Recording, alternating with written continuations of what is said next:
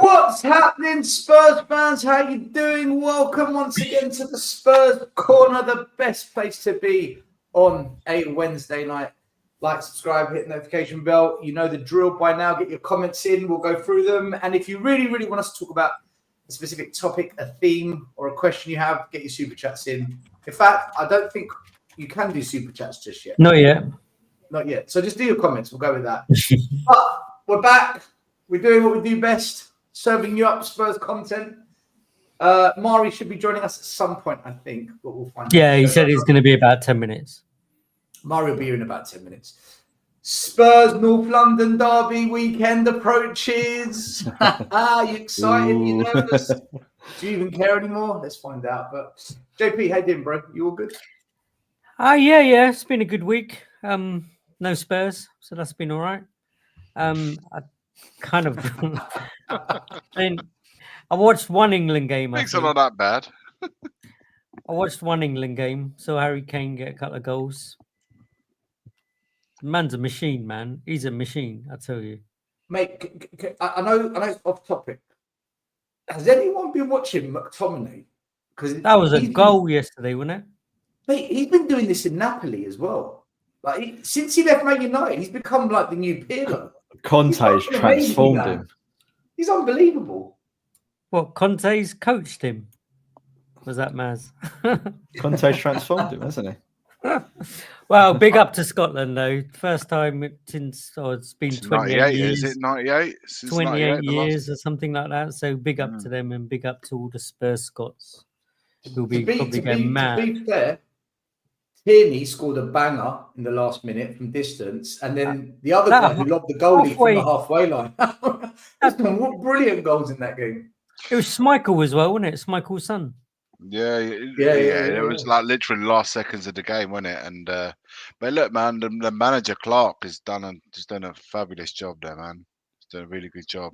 A really underrated guy as well. He was really good at Chelsea. Wouldn't take him at Spurs, though, would you? No, I'm saying he's doing a really grand job there, and he was like, when he was Mourinho's second for a long time as well. So it's listen, man, it was a great game, by the way, man. Love it. There was a proper head-to-head, really good goals. McTominay is a different player. He looks the different player, not just like in terms of ability. It's just him. He's like he's taken on that culture, hasn't he? In Italy, he's like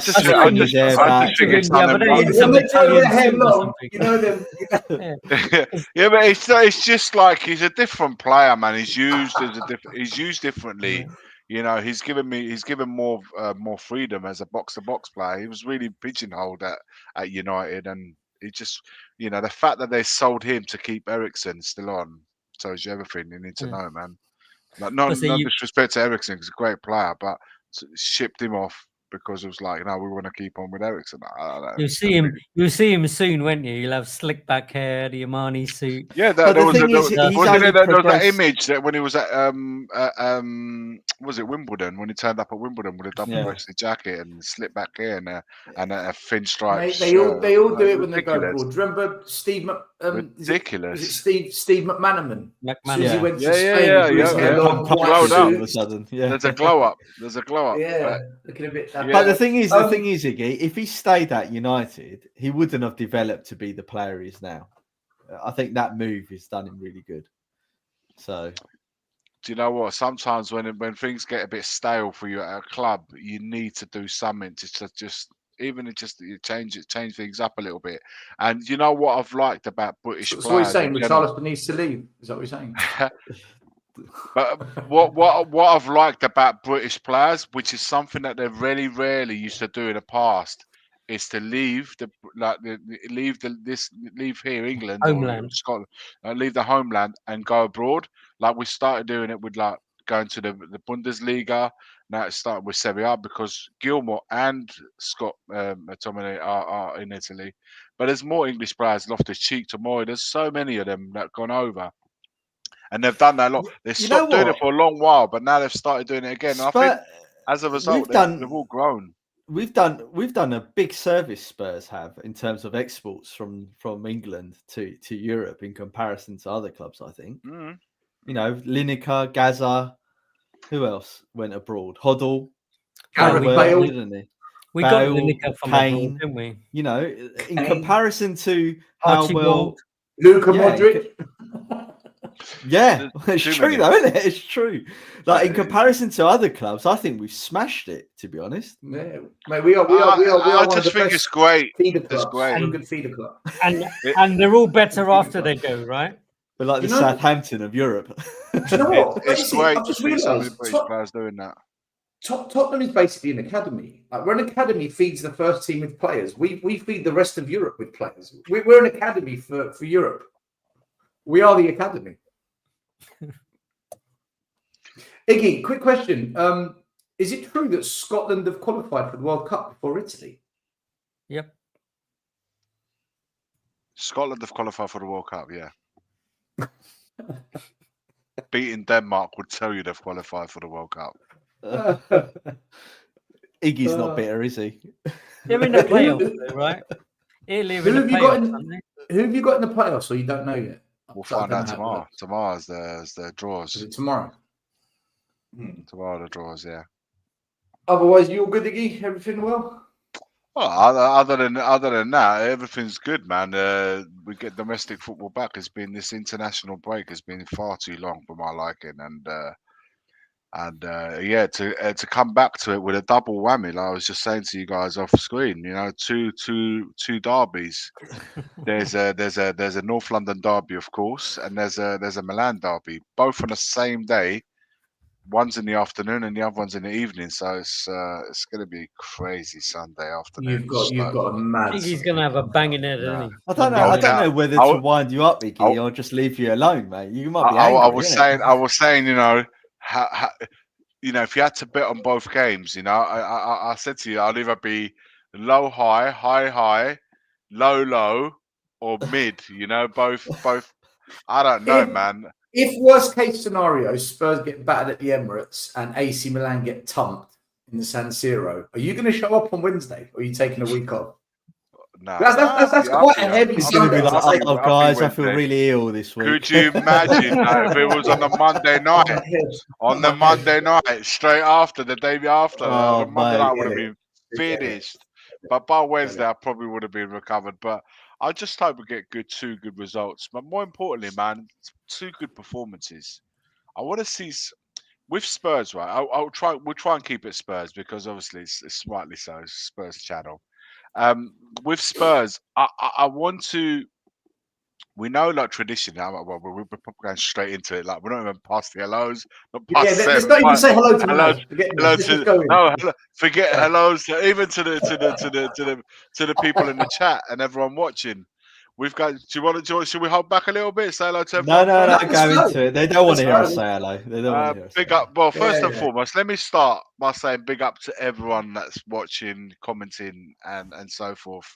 Really. Second live stream. I can't believe the amount of subs we've had is unreal for a channel that's literally just started.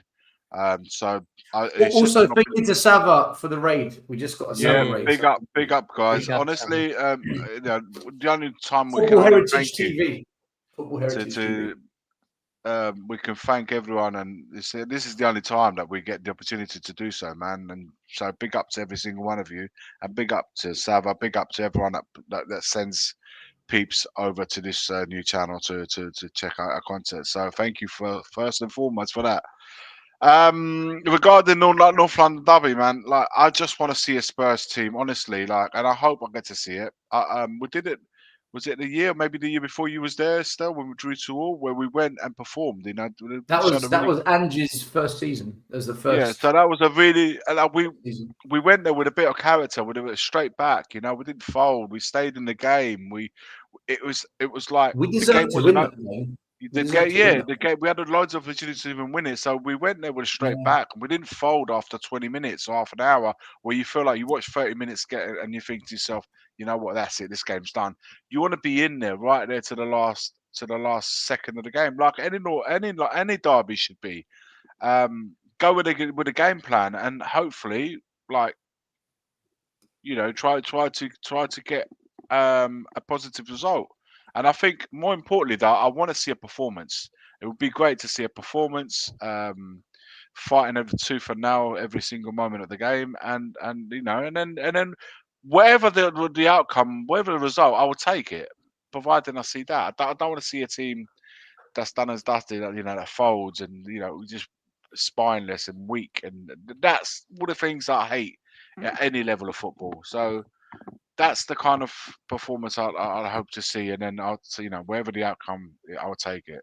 I don't know how you guys feel about it.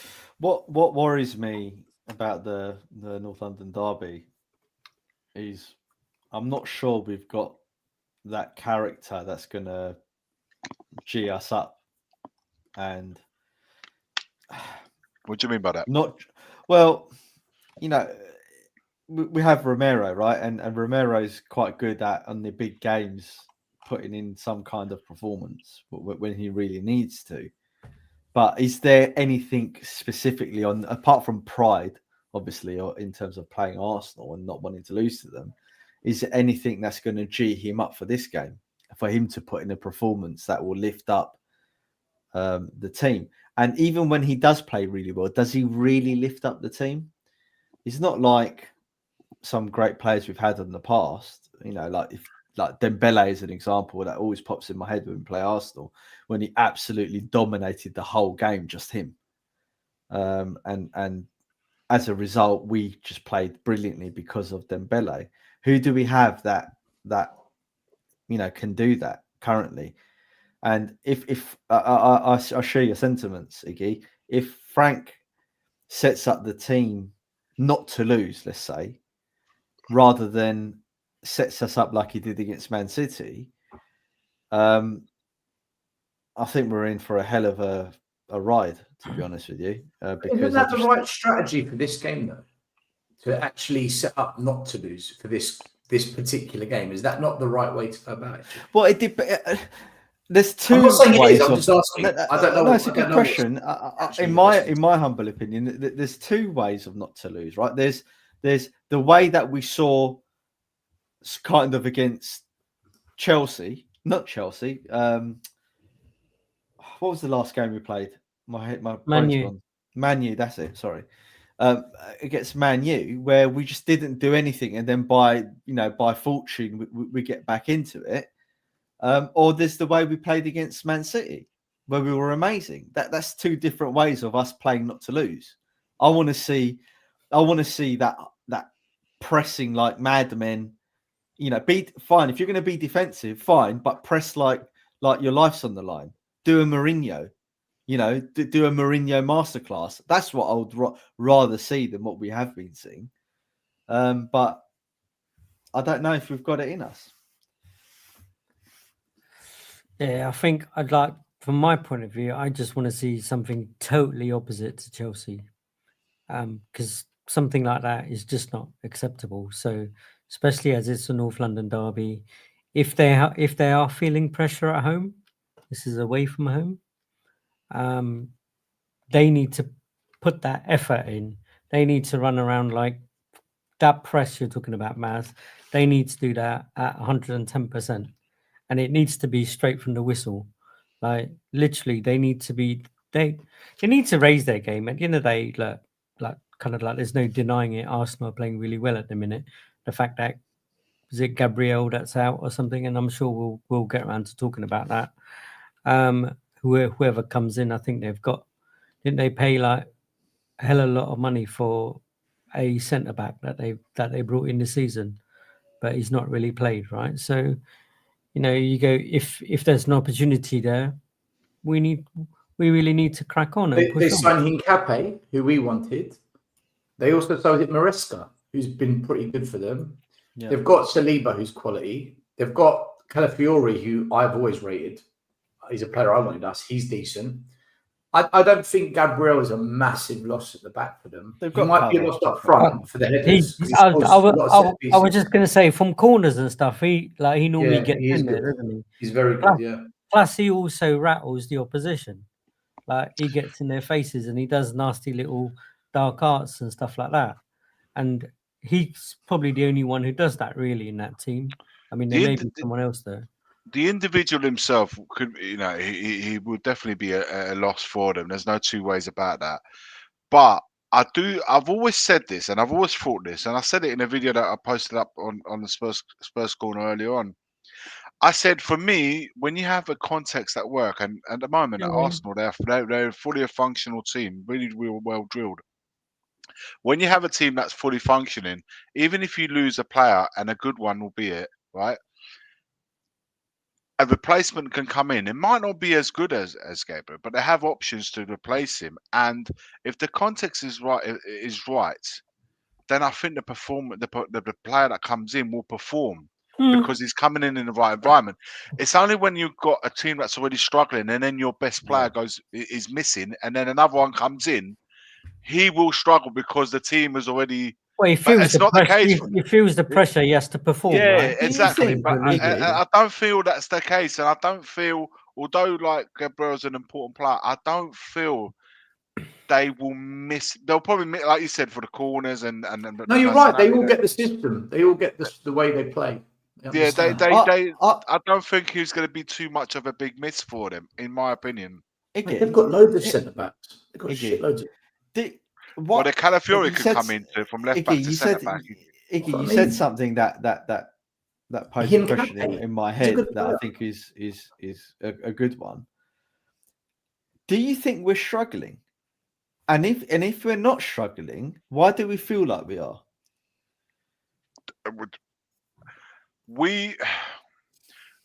I don't think we have enough variety at the moment, especially in the middle of the park. I've always thought that Bentancur has not been utilised in the right way, and he hasn't really been performing to the level that we know he can play. But that could be combined in the way that Frank is playing him.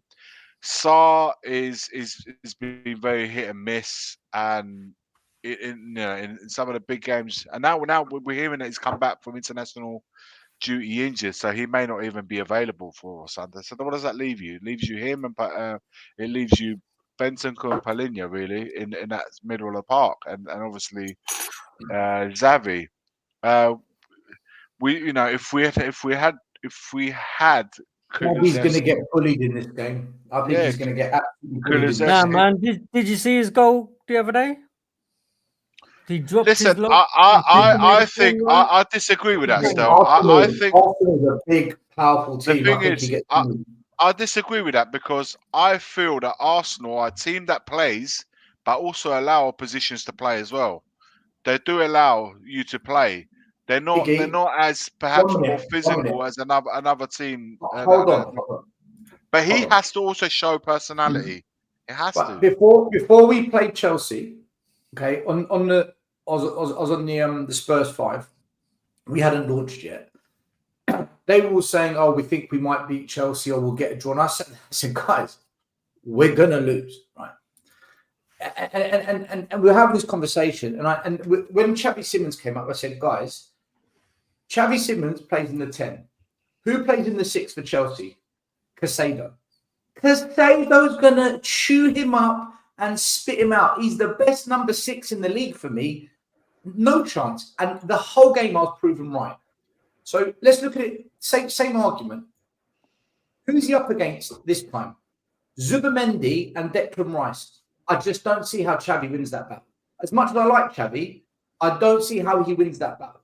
I think he's just not going to find the time, the space, or any physical strength to overcome those two, who for me are two outstanding football players. I think the only small thing I could say is that obviously it would be Zubimendi because Declan Rice gets bombs forward a hell of a lot, right? Yeah. So Zubimendi's decent, man. He's decent. So that more holding defensive kind of like player that he would be up against would more than likely be Zubimendi. Do you guys not feel someone hits him with a hard tackle? I've seen him just kind of like go off and hide.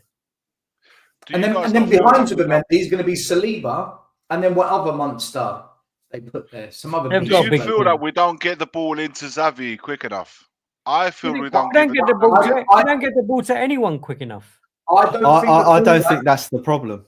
Yeah. I don't think the fullbacks are allowed to push up so he can feed them in on the overlap. Yeah, I think fullbacks are held back.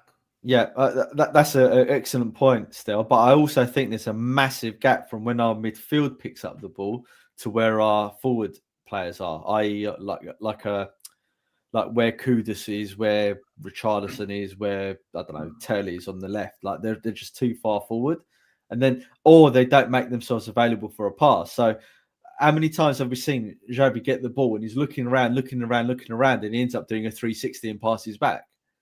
It happens all the time. Maddison used to complain about that all the time. Used to see him, used to get so petulant with it, and I understand why, because for some reason the quality of our players is just not intelligent enough to make the runs required. Johnson's good at making a run, but it's what do you have to do? Wait 90 minutes for him to do one move, that's his game done type thing. So we were both at that Man United game still. And there was absolutely no movement there whatsoever.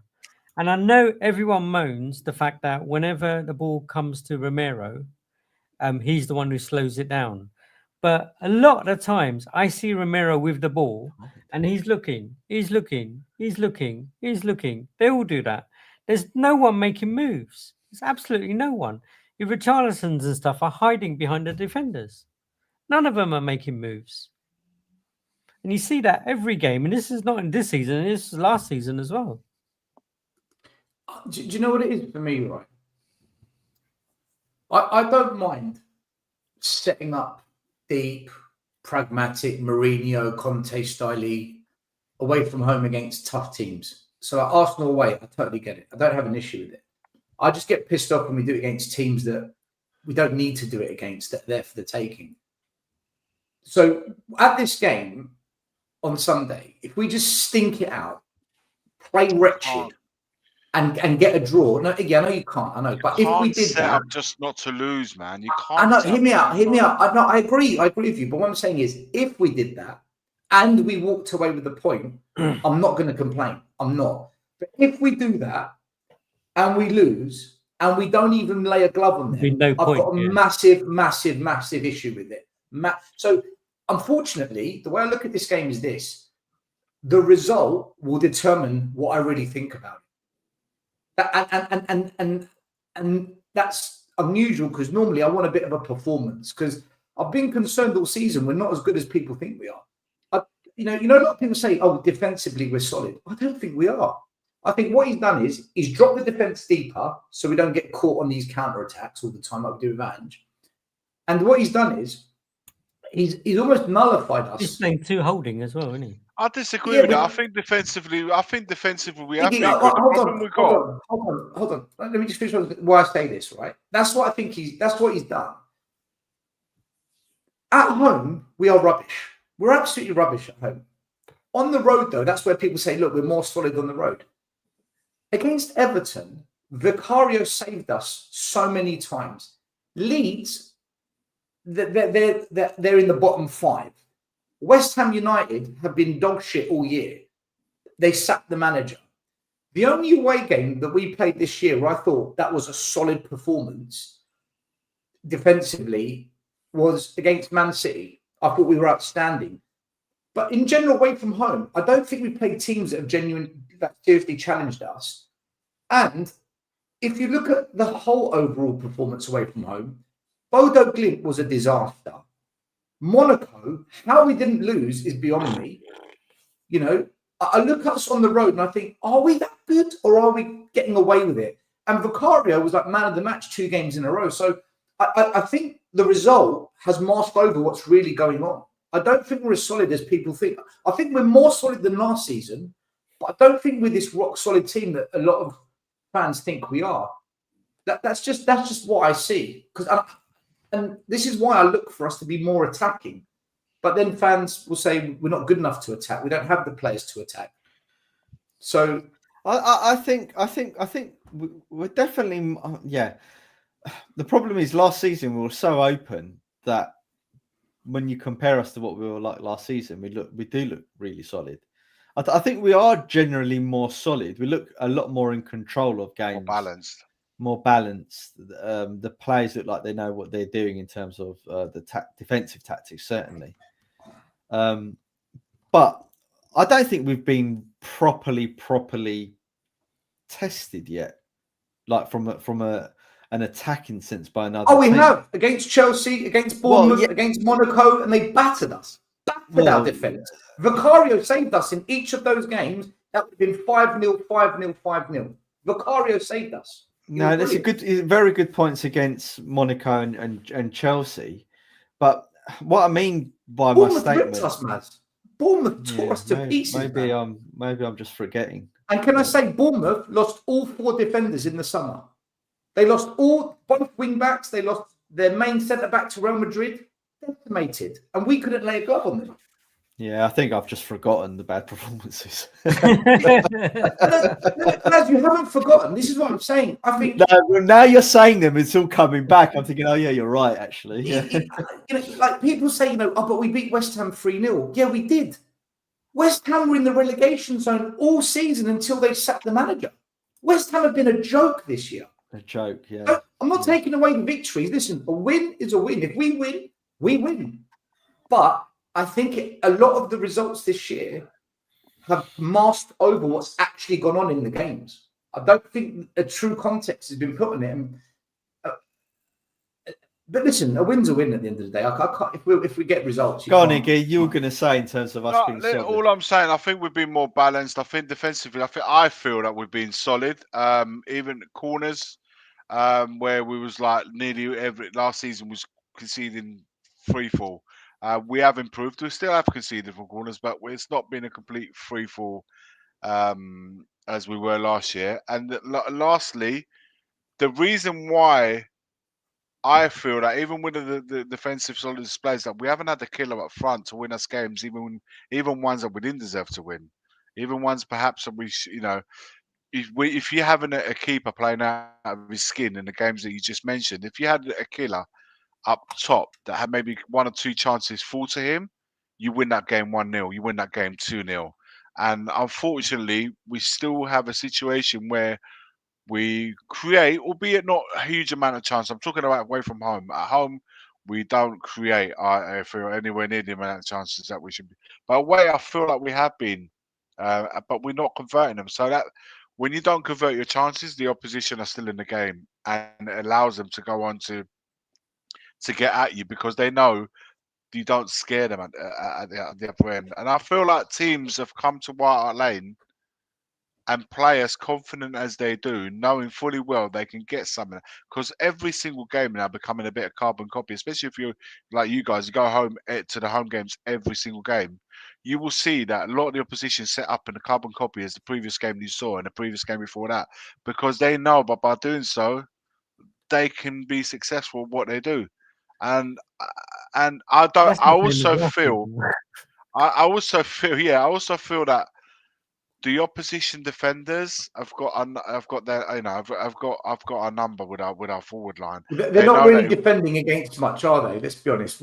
This is what I'm saying, though. Richie, like Johnson, when you got really and truly, if you notice that they really started to double up on Kudus.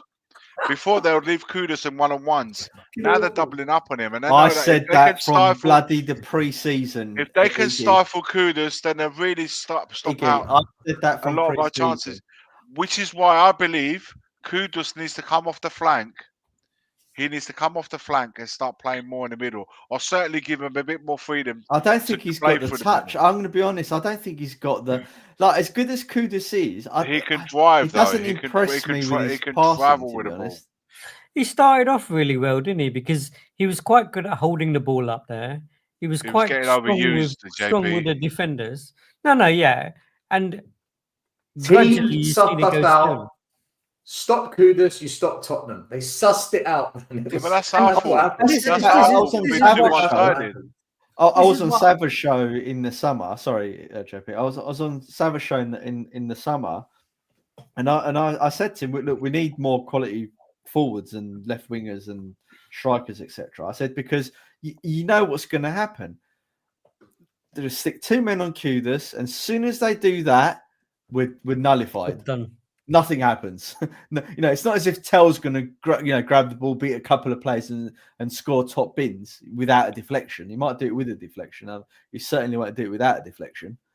But we just got big problems. Like Frank has done well thus far with the problems that we've got, but we're really going to know how good of a manager he is post, come the Christmas period when things really start hotting up, when games come thick and fast, and January, because he doesn't let up.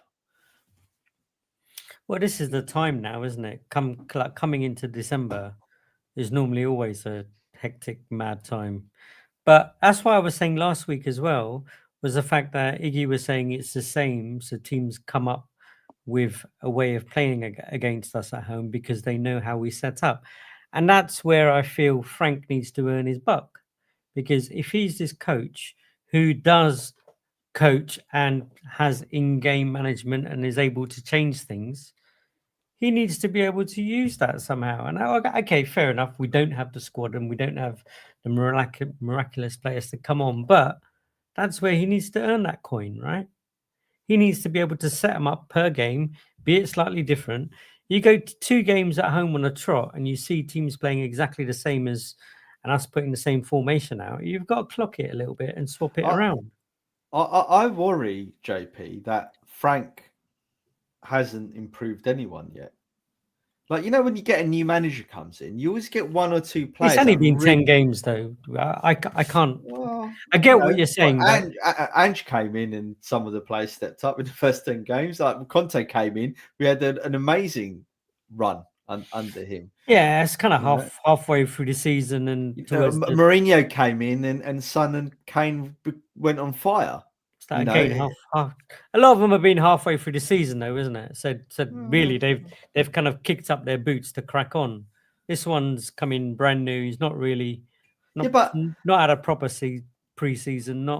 Well, I'm not defending it. Well, he has, right? Do you know what? No, Maz, listen. Do you know what? Maz makes a good point, because if you think about it, every manager that comes in picks up a mess.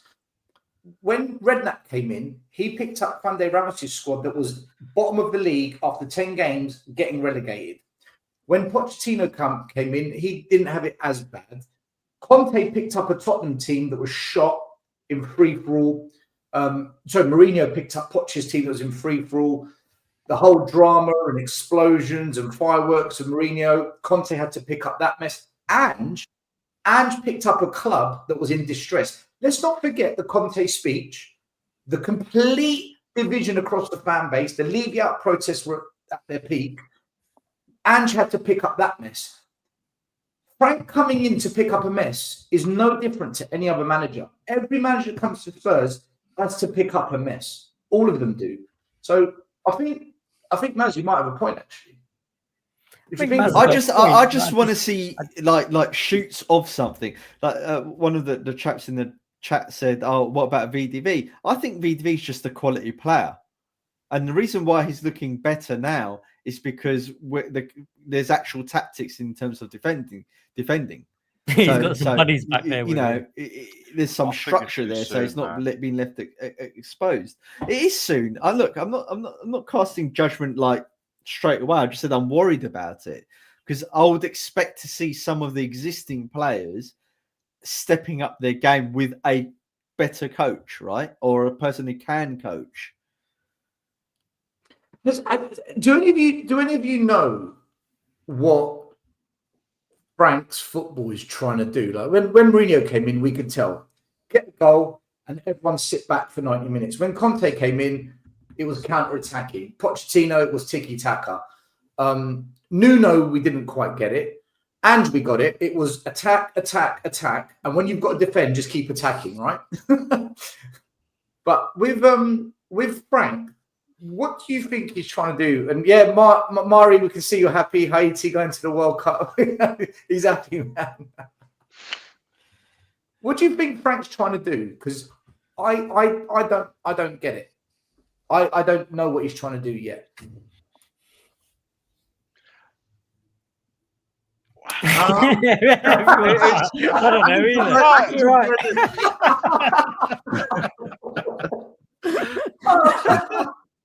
I could jump right in. You know, I was actually listening to you the other day on the Spurs 5, and I think you hit it right on the money. I'm a bit because it's a smorgasbord of ideas. I get the players, right? I get the players, and I get the philosophy. But what's so confusing, and you were saying this the other day, in regards to the PSG game, the Arsenal preseason game, it seemed like we were more brave with the same players. I mean, Nothing on the line, though, Mari. Nothing on the line. Yeah, I mean, Javi wasn't there yet, so it's confusing how this team is kind of playing. And for me, I'm always going to go for the results base. I understand it's not going to be pretty, but I kind of thought it would be a little bit more. We all talked about the Chelsea game. I said it last week. It was the absolute worst. But I'm a bit confused about offensively what we are going forward for now. And I get he wants to be conservative, but at home you kind of have to be more brave. I thought we were brave against PSG. We all said we didn't have a chance, and in that game, I'm like, we're up 2-0, like we're about minutes away from winning another cup. So I'm a bit more confused, but like I said, I'm waiting to see the whole year. Right. Do you know what, Mari, to you and you guys as well? When I hear I would like to see something different offensively. So if we just take for granted the fact that we got Vicario, a back four of Romero, Van der Ven, Porro, and then Spence Udogie, pick whichever of the two you want at left back. You got Palhinha and Bentancur. Right, the next step is the final third and then the forward. What would you like to see different? Because Moine is now injured, so that means unless Solanke makes a miraculous comeback, we got Richarlison up top. What would you like to? Where would you like to? What is there to go with that? Frank says, you know what? He hasn't done that. Why doesn't he do that? What would you like to see? You got Xavi, you got Odebert, Johnson, Kudus, Richarlison. Those are the players. We're not going to. There's no one else. Unless I've forgotten someone. Forgive me if I have. Big up, Danny. Unless what everyone say, I'd like to see something different in that final third. Unless you go and buy them, those are the players that we got. Play two up front and change the formation slightly. So two up top means that we'd have to change the setup as our defensive setup and midfield setup.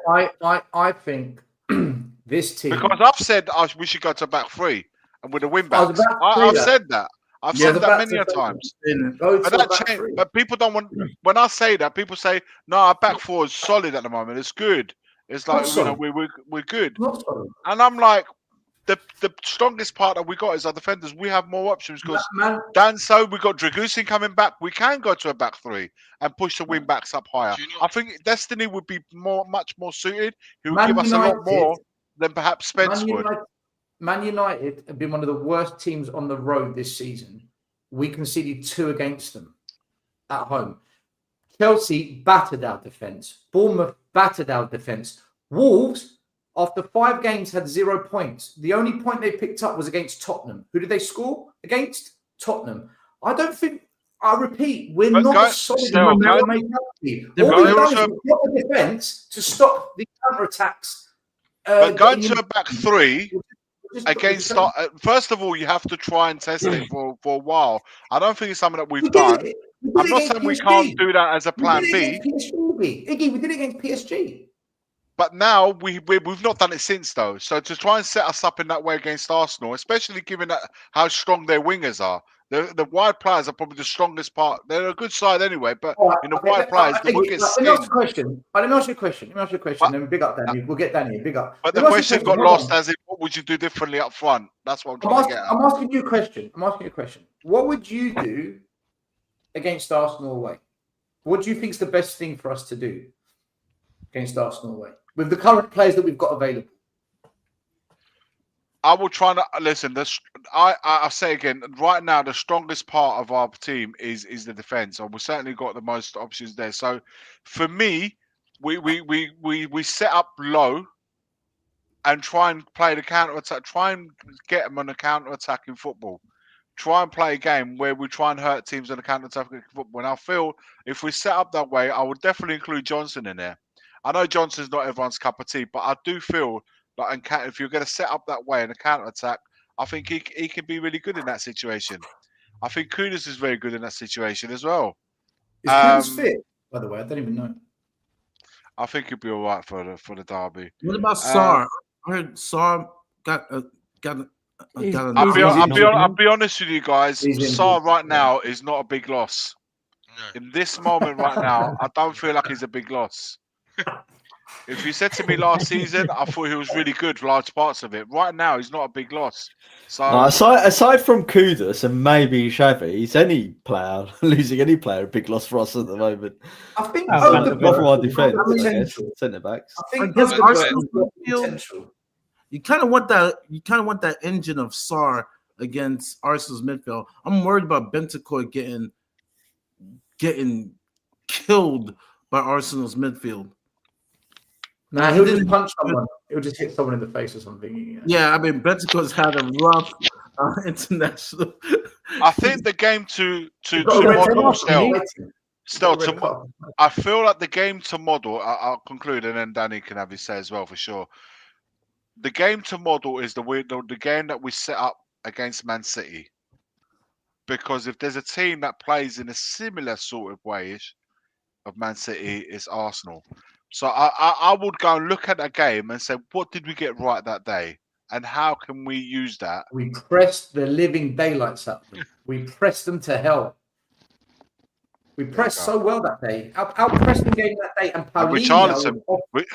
Richarlison played that day. Johnson played that day. The players are the same, man. The players are the same, guys. We haven't got anyone... This is why I say, why can't we play like that more often? It's the same players. This has been my... I don't know. I don't know. Same players, same manager. Was it Bergwall pressing that game too? Is Bergwall playing? Yeah, he was. Are we playing more like counter Bergwall's back. By the way, Bergwall's back because he should. Yeah, I was just going to say he should be back in it. He's back. He's back. It's 21 days are over. Big up, Danny. Big up, guys. Yeah, go ahead, Danny. What's up, Danny? I was going to say, big up, guys, and big up to everyone in the chat as well.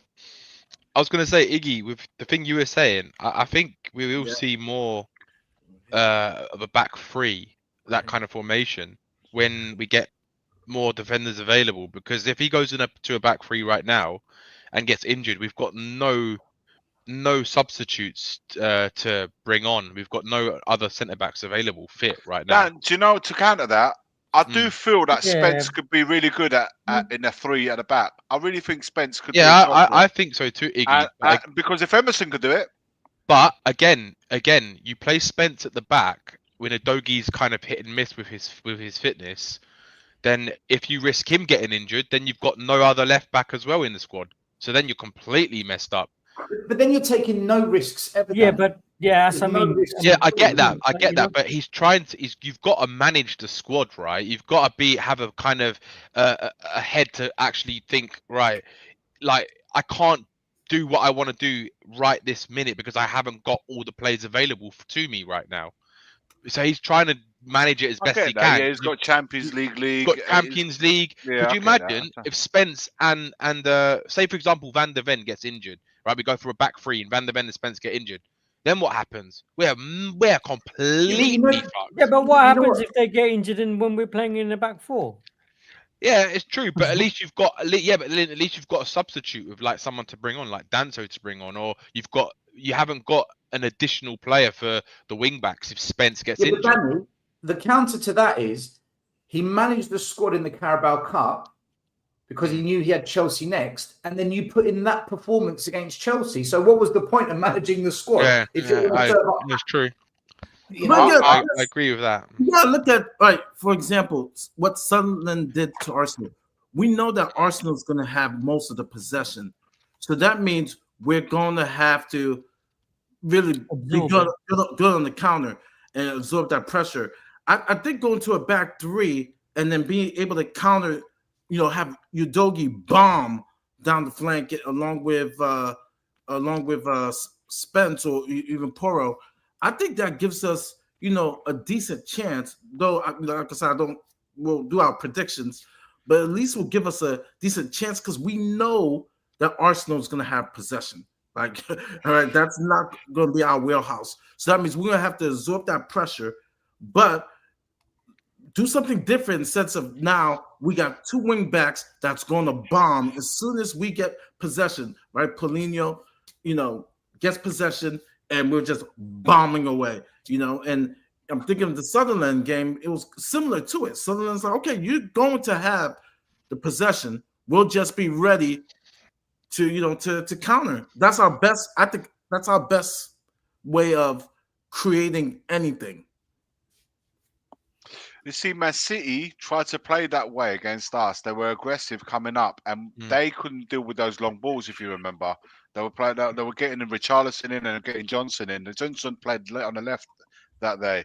So we have to be brave in the sense of you have to allow them to come onto you a little bit. So you have to say, you know what, come. So in a similar sort of fashion, I feel like that could happen. Look, like I always said to you, you have to go there with a game plan, whatever the game plan may be. We'll have to wait and see and comment on it when it happens. But go there with a game plan. Go there, be brave, knowing. And most importantly, believing in the game plan, because if it worked at Man City, there's no reason why it can't work against Arsenal, in my opinion. And capitalize on the breaks that you get, which is what we did very well. When we did get those breaks, we hurt. That's City. The most important thing. So here's the question. If you don't do that, if you don't capitalize on the opportunities you create for yourself, you don't get many times. It can only go one way. It can only go one way because they're going to hurt you at the other end. But why has Frank dropped those tactics? Why is it we only really saw that against Man City and we've never seen that again? Where's the press? Maz, because we got the belief, first of all, when we go to Man City, we always have the belief, and results have proved that we can get something in them. When we go away to the Emirates, results have told you that we don't get good results there. We don't go to the We do the same as Stamford Bridge. We do the same as Stamford Bridge. Now we're doing the same at Newcastle. We don't go there with any belief. California against Leeds United. Against Leeds, I thought we pressed really well. They're missing California and Gabriel. California has been good for them on the flanks. Like he's been really good. He's a huge miss for them. And Gabriel, which is a benefit for VDV in the air because Gabriel. Mari, look who we're missing though. That's the problem, isn't it? Yeah, apparently Odegaard's out as well, right? For them than us because we don't rate our players. For them, Gabriel. Yeah, you're right. Yeah. That's massive for them. Maz, what I was saying. Odegaard's out as well, and Martinelli's out as well. Do you know what? Let's wait and see the team lineups before we see what's what, because this always happens. He's out. Maz, the reason I mentioned Leeds is because that was an example where we actually pressed. It wasn't so much who we're playing against; it's the fact we actually pressed really well. Why do you guys think Spurs just pick and choose when to press, what games to press? What do you think is causing that? Is it by design? Is it because the players can't be bothered? Is it because we don't think it will work against certain teams? Is it luck? I don't know. But it almost must come from the manager, right? Because that's the person who sets them out, who has the talk before the game with them, sets them out in a certain style, tells them exactly what to do when they're on the pitch. So it has to come from the manager. And if he's looking at the opposition and then saying, this is a good team to press against, this is not, this is where we hold back and try and hit teams on the break, it has to be coming from him, because otherwise, I can't, like you go, what's the point of Frank, right? If the players on the pitch are deciding, this game I'm not going to bother pressing, and against Man City, it's a big game, let me go for it. I don't know. Go on, Danny. Go on. No, just to add, I think it's a bit of both. Like I think it's also down to the players as well. If the players can follow orders essentially, or follow instructions properly. I mean, we've been. How many of us have been banging on about how crap these players are for the last few years, and we expect them to do more than what they can actually do? It's like these players. How I see the Tottenham players, bar 5 players in the squad, right, is that they can get themselves up for a game against anyone, but once in a blue moon. Like once in a blue moon, they'll give us a good performance, like a really good, and we're like, why can't they do it week in, week out? And the reason simply is they're not good enough. It's that simple. Technically, they're crap, right? Yeah. But minimum, you'd expect them to run around. That's the minimum. Yeah. Even if it's like headless chickens. Yeah. Like, do you know what I mean? But this is everyone said a coach does better with these players. They just need a coach. Oh, I didn't believe that. Shit. I never not said you, that. Danny. I know other people. Nobody said we just need a coach. But still, we are fifth. We're fifth in the league. We're fifth in the league, right? Right, let's bring this up, okay? Because this is a good thing. Do you know, Excel? Can I just say something? Do you remember when Jose Mourinho, before he took over, right? Yeah. He said that the rumors were that apparently he met Daniel Levy and he said that I could do better than what Poch was doing with this squad. He gets the job, and then the rumors are within a week. He was like, "What have I fucking walked into?" It's kind of like that. It's kind of like Frank's looked at him, like, do you know what? I can coach. He's gone in and he's like, "Fuck." Like, you know what? I got a bigger job than I thought. Realization hits your face. Yeah. This is why I give Frank a year, because he needs to realize where he is. Like he still hasn't realized where he's at. When that penny drops, he's going to be like, "Wow, okay, I get it now." Yeah, I get it now. Yeah. Look, this is the league table as it stands, okay? We are fifth, right? But there's 1, 2, 3, there's 5 teams on 18 points. So one loss, we could go to 10th, right? maybe if all the other teams do well and we don't, we go 13th. So, well, not 13th, but you get my point. It's so tight from third place. From third place, in fact, even second. From second to 13th is super tight, man. But one win, we could go third. Exactly. One win, we could go second. So in a way... Oh, no, you're right. Third, sorry, yeah. In a way, he's not, like as much as you could say it's... We're in the mix of 10 other teams, basically what I'm saying. We're in the mix of 10 other teams. We're fifth. Can you imagine if we were on the 13th of all those teams? Yeah. Then we'd be absolutely going apeshit, right? But we're fifth. See, this is where it's crazy.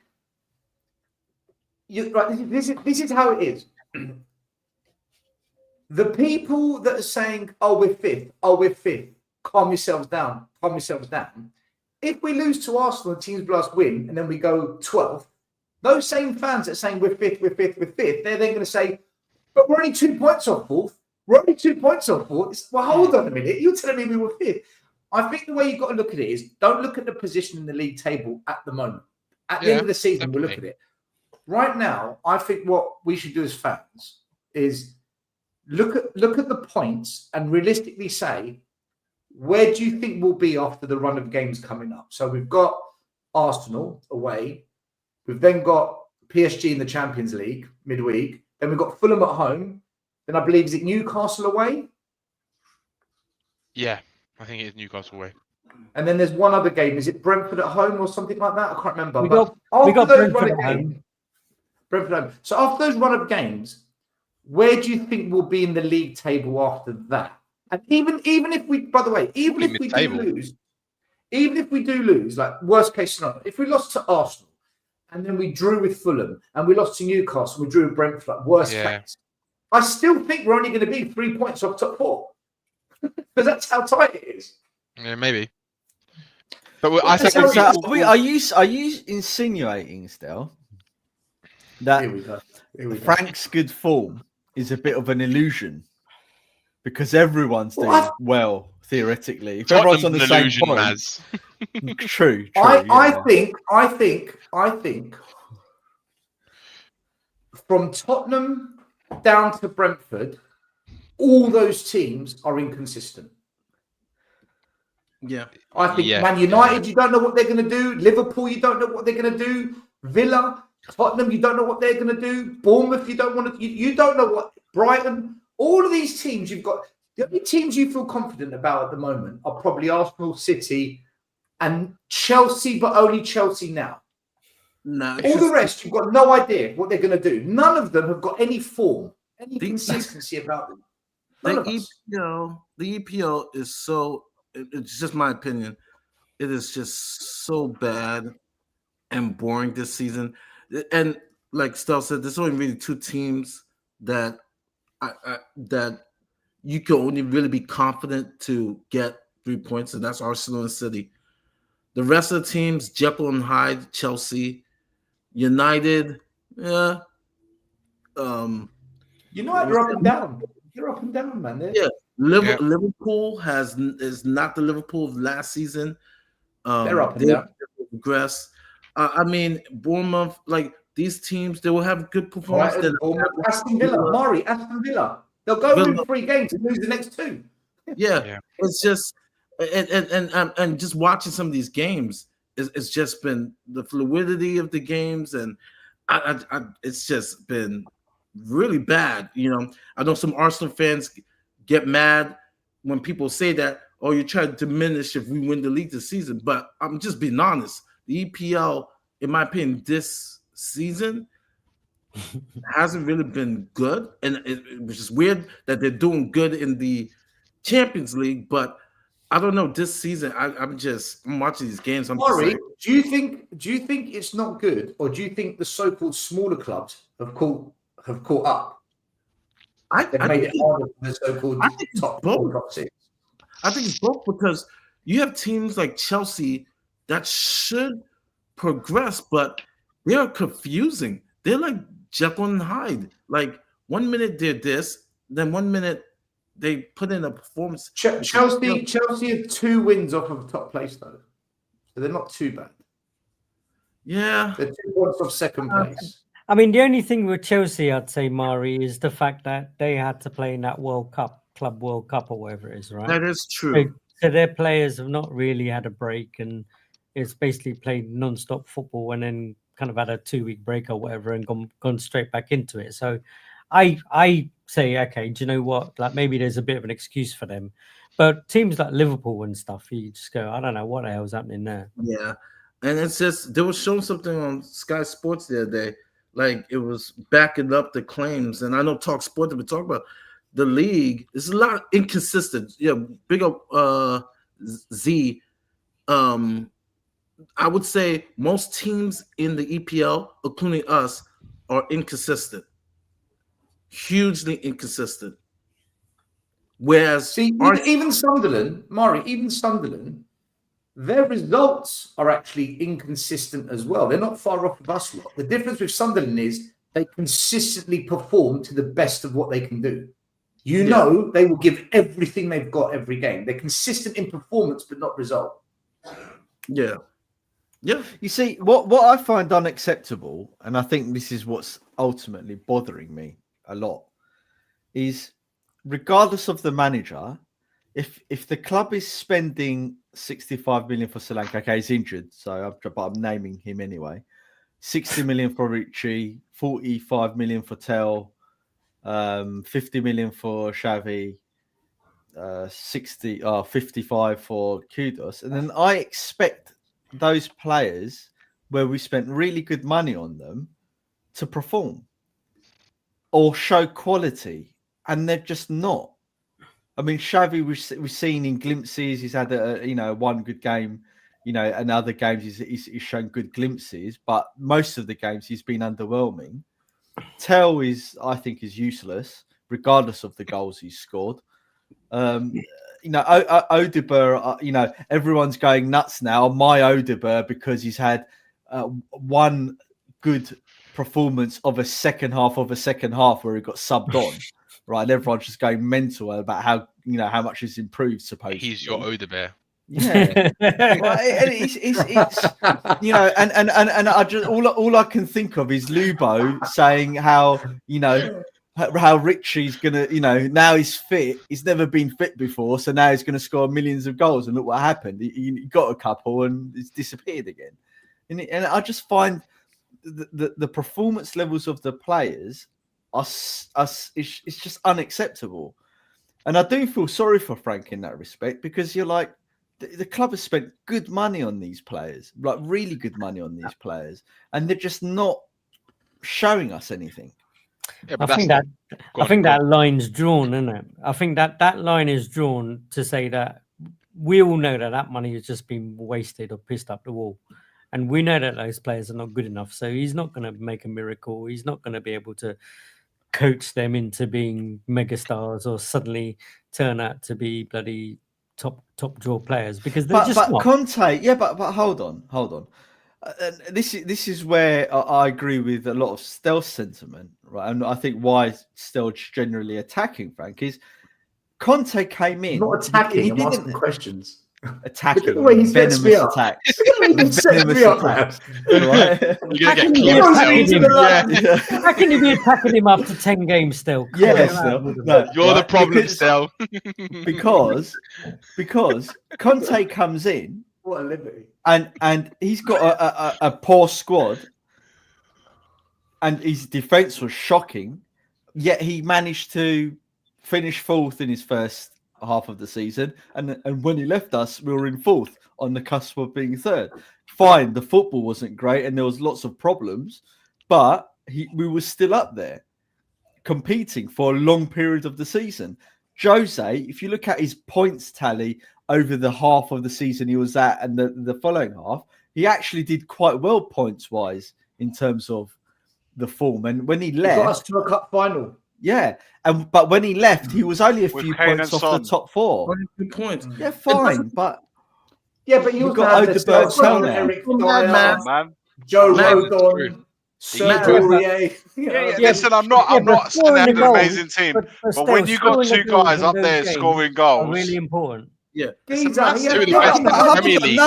but look, we're making excuses for the players. Skip and Winks in a double pivot. Yeah, we signed. No, I don't accept this argument, and let me lay out Kane why. and Son in this team wouldn't be. Let me lay out why. Well, if you allow me to lay out why, then I'll tell you. Everyone, let Maz land the plane. Let him land. Land it. Right, I'm landing the A370. Land it, bro. I think I believe.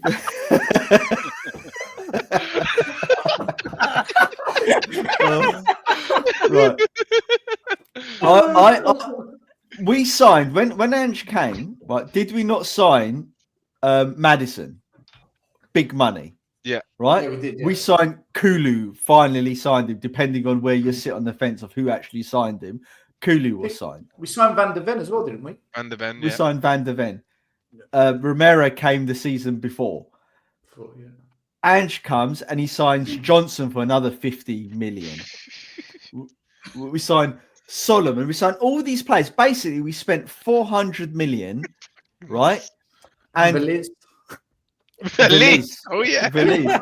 We spent 400 million, and all we can say is, yeah, but they had Kane and thing. But we've spent 400 million since. But you still had Kane and Son. Yeah, but we spent 400 million since. However shit that we were with those players, there was still Kane and Son to put the ball in the back of the net. But we spent 400 million pounds since. Listen, there's no doubt we've spunk money like mad, like and silly. There's no denying that. But then it's not an excuse again. No, what I'm trying to get at though, that Conte, what he did, he tried to solidify us as a team. He tried to make us solid. He knew that we was really bad at the back. You know, we had Dyer, Longley, and so forth. Right? We know that Emerson as well. So he knew that he had to lower the team, make us a little bit more defensive, knowing fully well in counter. And Mourinho to a point did the same, knowing fully well that Son and Kane couldn't hurt any team going forward. All I'm saying is that if we had that Kane and Son team, Son players, even with this team, we'd be converting more chances than what we currently are. We'd be creating more chances because Kane was a 10 as well as a 9. So And a defender. do you know what I mean? So I'm not making excuses. We definitely spent money and we did recruit, knowing fully well that Kane was going to leave. It's not like he didn't give us enough notice. Son was going to leave. It's not like we did. It weren't giving us exactly. So why are we mentioning them then? I'm not. I'm just saying they were one of the main reasons why we finished 5th. For that. This what is where Frank has to have. Frank has listen. I'm convinced, like any manager, when they go to a club, have you noticed that with any manager, they always bring 1 or 2 at least players that they've worked with previously, that know their system, that can help him make other players as well understand and try and get. So he's not at that point yet. So well, hold on, he's brought in 4 world-class players. I've been told we've got Kudus, Polinia, Xavi came in, Mwani's coming. Best player by a country mile. Yeah, Kudus has done well. He's having a little bit of a moment at the moment. Right. But that's because he's been played every minute of every game. Okay. So you have to look at it. But why are we bringing up Kane and bloody Son then? Maz, this is my point. I only brought them up. Here's the thing. This is what I'm upset. I'm going to finish your point. The thing is, right? Clearly, we're playing dross ball, and people want us to be patient. And I'm prepared to be patient. I'm giving it a year to be patient. Where was that same energy? Because I will apologize. When Conte was there, who got his top 4, where was that energy? Where was that patience? I loved Conte. And they said, oh, well, he wanted to get out. Well, it got so toxic. Of course you want to leave. One of your best friends died. You know, it's becoming toxic. You know, that's what this fan base is so inconsistent, right? They weren't willing to be patient with a trophy-winning manager. Now they want us to be patient, which I am. I'm patient, but I'm asking, where was that same energy? Where was Conte was brought in for results. He wasn't brought into entertainment. And the problem that you got with from what I saw from when I went there, and I think I sat with one Iggy, what's Frank been brought in for then? What's Frank been brought in for? Oh, you told me. I don't know. He was. I don't know. You're asking me the question why he's been brought in. I don't know. He was selected to come in. I don't have a reason as to why. I've got man saying Iggy, you should know, man. I've got Iggy saying to me, "You tell me." Listen, for me, Frank, right?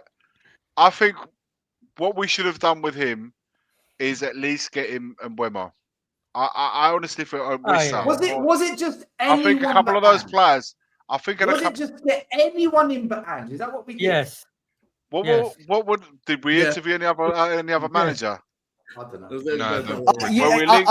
I think what's really frustrating me is the same YouTube pundits that were hounding out Jose, hounding out Conte. Oh, we don't like this football. Oh, this, that, and the other. Right? You know, why can't we play good football and win? Now Frank's here. They're like, oh, he's a coach. You've got to give him time. Got to give him time. We've got to back our manager. I don't believe that he has to be given time now. I think he's been. I don't know why. I don't know why he's been getting as much. No shit. one can accuse. No one can accuse Tottenham away, aka Spurs corner, right? Redux 3.0, back again, right? Ole. Of us not backing managers.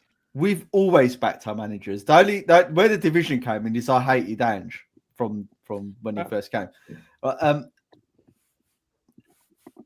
Frank should get the year. I'm not saying sack Frank. All I'm saying is that there needs to be consistency, and they need to stop doing what to the players that are the people like us that are criticizing Frank, and it's positive criticism. It's not like get out of our club, Frank, but they're doing the same thing that they done for Ange, where they were saying, "Oh, all of you Anginas, this, that, and the other." Now they're doing they're mimicking those fans. They're doing it to the people that have been critical of Frank. 100%. One thing I want to say to you, Maz, though, you were saying, oh, like Conte came in, he finished fourth. Jose came in, there was massive uplift in the team and stuff. And the point I was trying to make was, obviously the boys said Son and Kane were there, right? Do you think those two managers would have finished fourth if they had Richarlison, Tell, and what's his name, Johnson up front? Yeah, but they didn't have No, Romero, that's not my Udogie, That wasn't Van my Vicario, Van de Ven, Paulinia. That wasn't my None question, of that. still. That wasn't my question. But it's a bit of a loaded question, isn't it? Because you're saying That's don't the look point. at everything else, but only look at those players. No, but that's the point, because those the two point got is the we most don't have goals. killers up front, man. You Yeah, can't win exactly, games if you don't have killers up How front. many? Exactly but that. How many? Hold on a minute. Come on, How man. many Goals would we change games. concede? goals 100%, Iggy. change games, man. How don't many have goals would a we killer. concede, though? But how many goals we concede? It don't matter. Listen, you're gonna concede if you're not scoring. You're gonna concede. I The would defense back can only do so Conte. much. I would 100%. back Conte to be We've got the third better best than defensive any other record manager with this this year. squad than we've ever had, because he's one of the best managers It we've ever doesn't had. matter. You can have the best defense in the world, man. If you're not putting it away at the other end, True. You can't, you the can't do opposition nothing. have to score 1 goal, 2 goals. They don't have to score many goals. Spurs are not conceding 4 or 5 goals a game. They're conceding 1 bar 2 All right, goals so a game. okay, fine. And the reason why, Maz, as well, like How many because goals when, have we? What's the highest scoring game that we've been involved in this season? 3-0 Okay. against West All Ham. right, So Iggy, what did we Iggy, say Moani you have to also add, right? You have to also add that when teams are we're struggling to break them down, and they are playing like a lower block, This is crazy. right? We can't. Our attackers are not good enough to penetrate them. That's why we end up with all the players that get the chances miss the I'm chances. with you on that. I'm not arguing that. Look, this is where I do think Frank needs to take responsibility. Right, he's the manager ultimately. He signed off on Moani. Moani walks through the door, and the guy's fucking injured for God knows how long with a dead leg. Yeah, that is on him. Yeah, because because But he's the he hasn't manager. got injured any other team that he's been involved with. He's very rarely injured until he comes to Spurs. And that's I just say, then it goes Boys, back what to we're Stell's doing, point. He's going to realise that he's at Tottenham Hotspur, not another club. We bought him on loan first and foremost. Iggy, you know this argument? Oh, but they had Kane and Son, right? That's it. It's just because of better attackers. And No, then that's not. It's but you made a big point. You made it quite a significant point, and you said goals win games, right? Backtracking. No, they send fear to oppositions, man. Okay. Let me ask this. Right? Because this is why I disagree. Do you think that Mbeumo, Wissa, and Damsgaard, the front three for Brentford under Frank, do you think they were pretty good? Those three, Better than the 3 that we got at the moment. Yeah, but in terms of levels, would you say they're some of the best attackers in the Premier League? Yeah, as a trio, they're better than the trio that we got. That's nothing to take away from Kudus. Okay, so just how Kane and Son allowed Conte and Jose to do well, you've just agreed that Mbeumo, Wissa, and Damsgaard are that good. If they're really good, like you said, why did Brentford finish bottom half of the table last year? Because they had a shit defense compared to what we had. But when we talk about defenders, we're not allowed to do that. Wait. You want to talk to me about the defense? There's a difference. You want to talk to me about defending? One of the things I was most critical about our team last year, how we completely dismissed the defensive part of it. But when we said Conte Mourinho had to deal with shit defenders, yet he got us top 4. No, they set us up. Yeah. They set us up better defensively and went on the counter, knowing fully well is let 8 or 9 of us do this part of the game. Yeah, knowing fully well that up front, you got them two say they will always get you a goal. Always. I don't understand your point, still. I don't understand your point. Say it again. if the reason Conte and Mourinho did well is because they had Kane and Son, then when Frank had Damsgaard, Wista, and Buemo, why didn't he get top half of the table at least? Because they were Because Kane and Son are levels above them three. So Kane and Son alone take you from bottom half of the table when you've got Buemo, Wista, and Damsgaard up to top 4. 100%. Did they not score the most goals in a Premier League season together? In that season? Yep. There's one season. Because who was the manager? Jose. Doesn't matter. Those two got the most goals. Yeah. Can I say something? They were scoring goals even before Conte. You're saying if Frank had Kane and Son, we'd match what Conte did, like top 4, like that kind of team. We don't know. But when he had top players at Brentford, he couldn't do it. Then you say it's a defence, but Conte had one of the worst defences we've ever seen, man. It's inconsistent.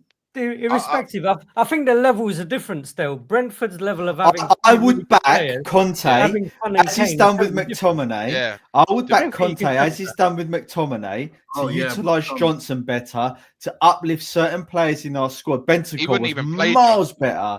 Right, it was miles better under Conte than what Bentancur's been for any other manager. Right, Kudus was miles better under Conte. Okay, so you didn't only have Son and Kane. You also had a really good Bentancur and a really good Kudus in that team because of Conte, which is why they were better. Yeah, but if he was managing now and assuming they were fit, he would do this. I think he would get the best out of them. Okay. I just want to quickly answer Jordan, and you guys can carry on. Yeah, I am blaming Frank for that. This is what accountability and responsibility means. He's the manager. Right, it's his responsibility to make sure that he liaises with the different departments of the club, right, to make sure that the players are coming in are fit and we're not buying injured players, or at least ask the question. And if the club is at fault, then fine, it's the club at fault. But why does he get a pass, but other managers are to blame? Because our medical staff. If someone boots him in the leg, Maz, and he gets a dead leg, you can't blame the manager for that. No, you can't. And also, like Iggy but said, he came injured. He never kicked the bloody ball, did he? When he came, he came injured. But Maz, it's context, man. Like the guy didn't train at all for the whole preseason. It was the last day of the season, Maz. He was waiting. He was waiting. You proved my bloody point. He signed a player. He signed off on a player. But Maz, again, context, right? Dominic Solanke went down injured, so we had to get someone in. It was the last option that we could do. We couldn't get anyone else, and someone of Muwani's level who can play at the level he's played at is an absolute steal for a last-minute signing to cover our ass. Because, and if he got injured, that's unlucky. It's very unlucky, right? But again, it also goes back to the Tottenham Medical Board. I don't know if any of you guys watched that video with Maddison that he put on his YouTube channel about his ACL injury, and they do like there's moments in that video, right? I don't know if any of you saw it, where they actually the medical staff are talking to him about the injury and stuff, and you're looking at it, you're thinking, this medical stuff is a fucking joke. Honestly, it's ridiculous. Like they were basically, it was like they don't know what they're doing. Honestly, it was so bad, and you wonder why our players they're always injured. I thought they got rid of them. I thought they got rid of a load of them. Do you know last week? No. Yeah. Last week, I showed that the first season of Ange, we brought in this third-party sports science medical team that improved the performance of our players. They've been in. Since they've come in, we have had the most horrific injury record every single year. Every single year, the injury record has been horrific, and we've still got them. We've still got this. I cannot accept that a manager, right, desperation or not, brings in players, right, that are injured or he doesn't intend to play. Tells another example. He signs off on him coming into the club supposedly.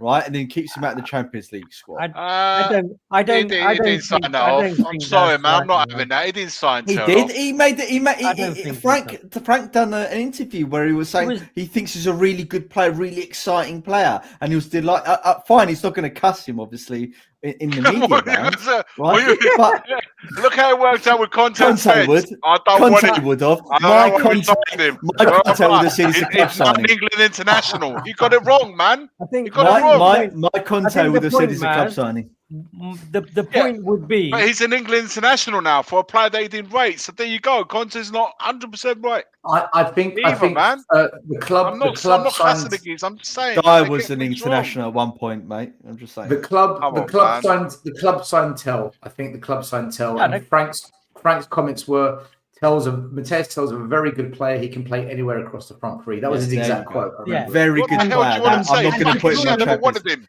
and Yeah. just Why is he here? just to Conte. prove the point that he's not in his squad for the Champions League, right? That should tell you something. Yeah, but this is what I've been saying for the last fucking 5 years. We've been doing this, right? We need managers with balls, proper balls. He's not going to come in no. day one and say, "Oh, I didn't want to sign him." That's I agree with Maz. I agree with I'm fed up. Manager with balls. How long did that last? How long did that last? As soon as we signed Conte, I told Stell how it would end. On his first week of signing, best manager we've ever had. He told us this is what I said. This is what Conte's all about. This is what he's going to do, and this is how it's going to end if he doesn't get what he wants. I told him after the first week we got Conte. I said to him, he will leave in a blaze of glory. He will leave in everything's steaming. I said that would happen. I said it from the get-go. Iggy said, "You will know when he's leaving. You will know. You will know when he's leaving because I said that the first week we came on board. We know he's leaving. What I'm saying is they're not going to sign another manager. That's why I believe totally why we didn't get managers like De Zerbi, who was doing really well at Brighton. We didn't get him because he is the same mold. He has that in him. So we're not going to sign another manager like that. Obviously, now Levy's gone. So I don't know. Things now can change. Iggy. I don't know. Time will tell. We have to wait. Are we saying Iggy JP, right? Because you two seem to be defending. No, I don't like right? the angles that you and Stell are taking with Frank. Yeah. I don't like it. I don't like it. What angle? That's fine. You don't have to like it. I'm going to tell you anyway, though. Come on, man. You always saw when he came in because of the way Ange was sent home back in. You were always advocate for Ange staying even after he did what he did. You was advocate. So anyone that came in after that, I haven't mentioned Ange once tonight. I haven't mentioned him once. I'm mentioning it. Everyone else brings him up. I'm saying you didn't like Frank because you thought Ange should have stayed last season, which is absolutely your opinion. That's absolutely fine to think that. Sorry. So are we saying? Maz, 1 minute, because I'm getting called out. If we had hired Oliver Glasner or Iriola, I would not. I agree. Glasner would have been a better option. I was a fan of that. It's not about Ange. It's not about Ange. I'm just questioning what I'm seeing. I've said Frank gets a whole year. I haven't once said Frank out. I will give him the year because I want to see if he's got balls in the summer to stand up to Enoch, Paratici, and whoever we've got in charge now, Vinay, all that lot. I'm going to see. But as we go along, I'm just saying. Listen, we've got the North London derby coming up. Are we just going to park the bus and hope for the best? No, Are we going to be on the front foot? It's not about me being Frank, Frank Frank fan or Frank sexual, whatever you don't want to call it nowadays. I don't know, right? Because last year was unsexual. Now we're talking Frank sexual, yeah. I'm not saying that I am the biggest Frank fan. What I am seeing though is a very unfair sentencing of a manager that's only been there for 10 games. But the fans are booing in the stadium, Iggy. They're booing in the stadium. And I disagree with that. I'm in disagreement with that. You're in the minority because there's 50,000. I disagree. I don't agree with it. I don't agree. I always said I don't agree with booing a team whilst the game is going on. Do you agree with the fans clapping hands when we were Wait getting to the end of the pumped by game to Liverpool? boo, man. Sorry? Do you agree with the fans that were clapping hands when we were getting pumped by Liverpool? and got smashed by Chelsea. What, the Chelsea 9, and then we're like highlighting We lost 4-1 to Chelsea, and they got a standing ovation. 5-1. Look, And Iggy, I understand that you don't like the line of questioning. All I'm highlighting is that I'm a bit basically the point that Maury made.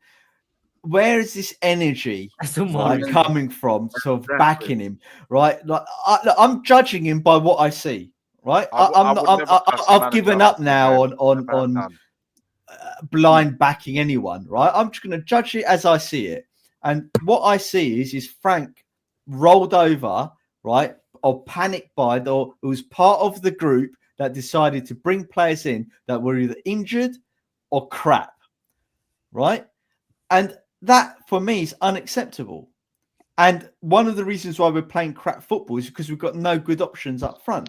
I don't care. You know, it's not as if he didn't know who Tell was. He was in the Premier League last season. He played against us. He knows damn well who Tell is.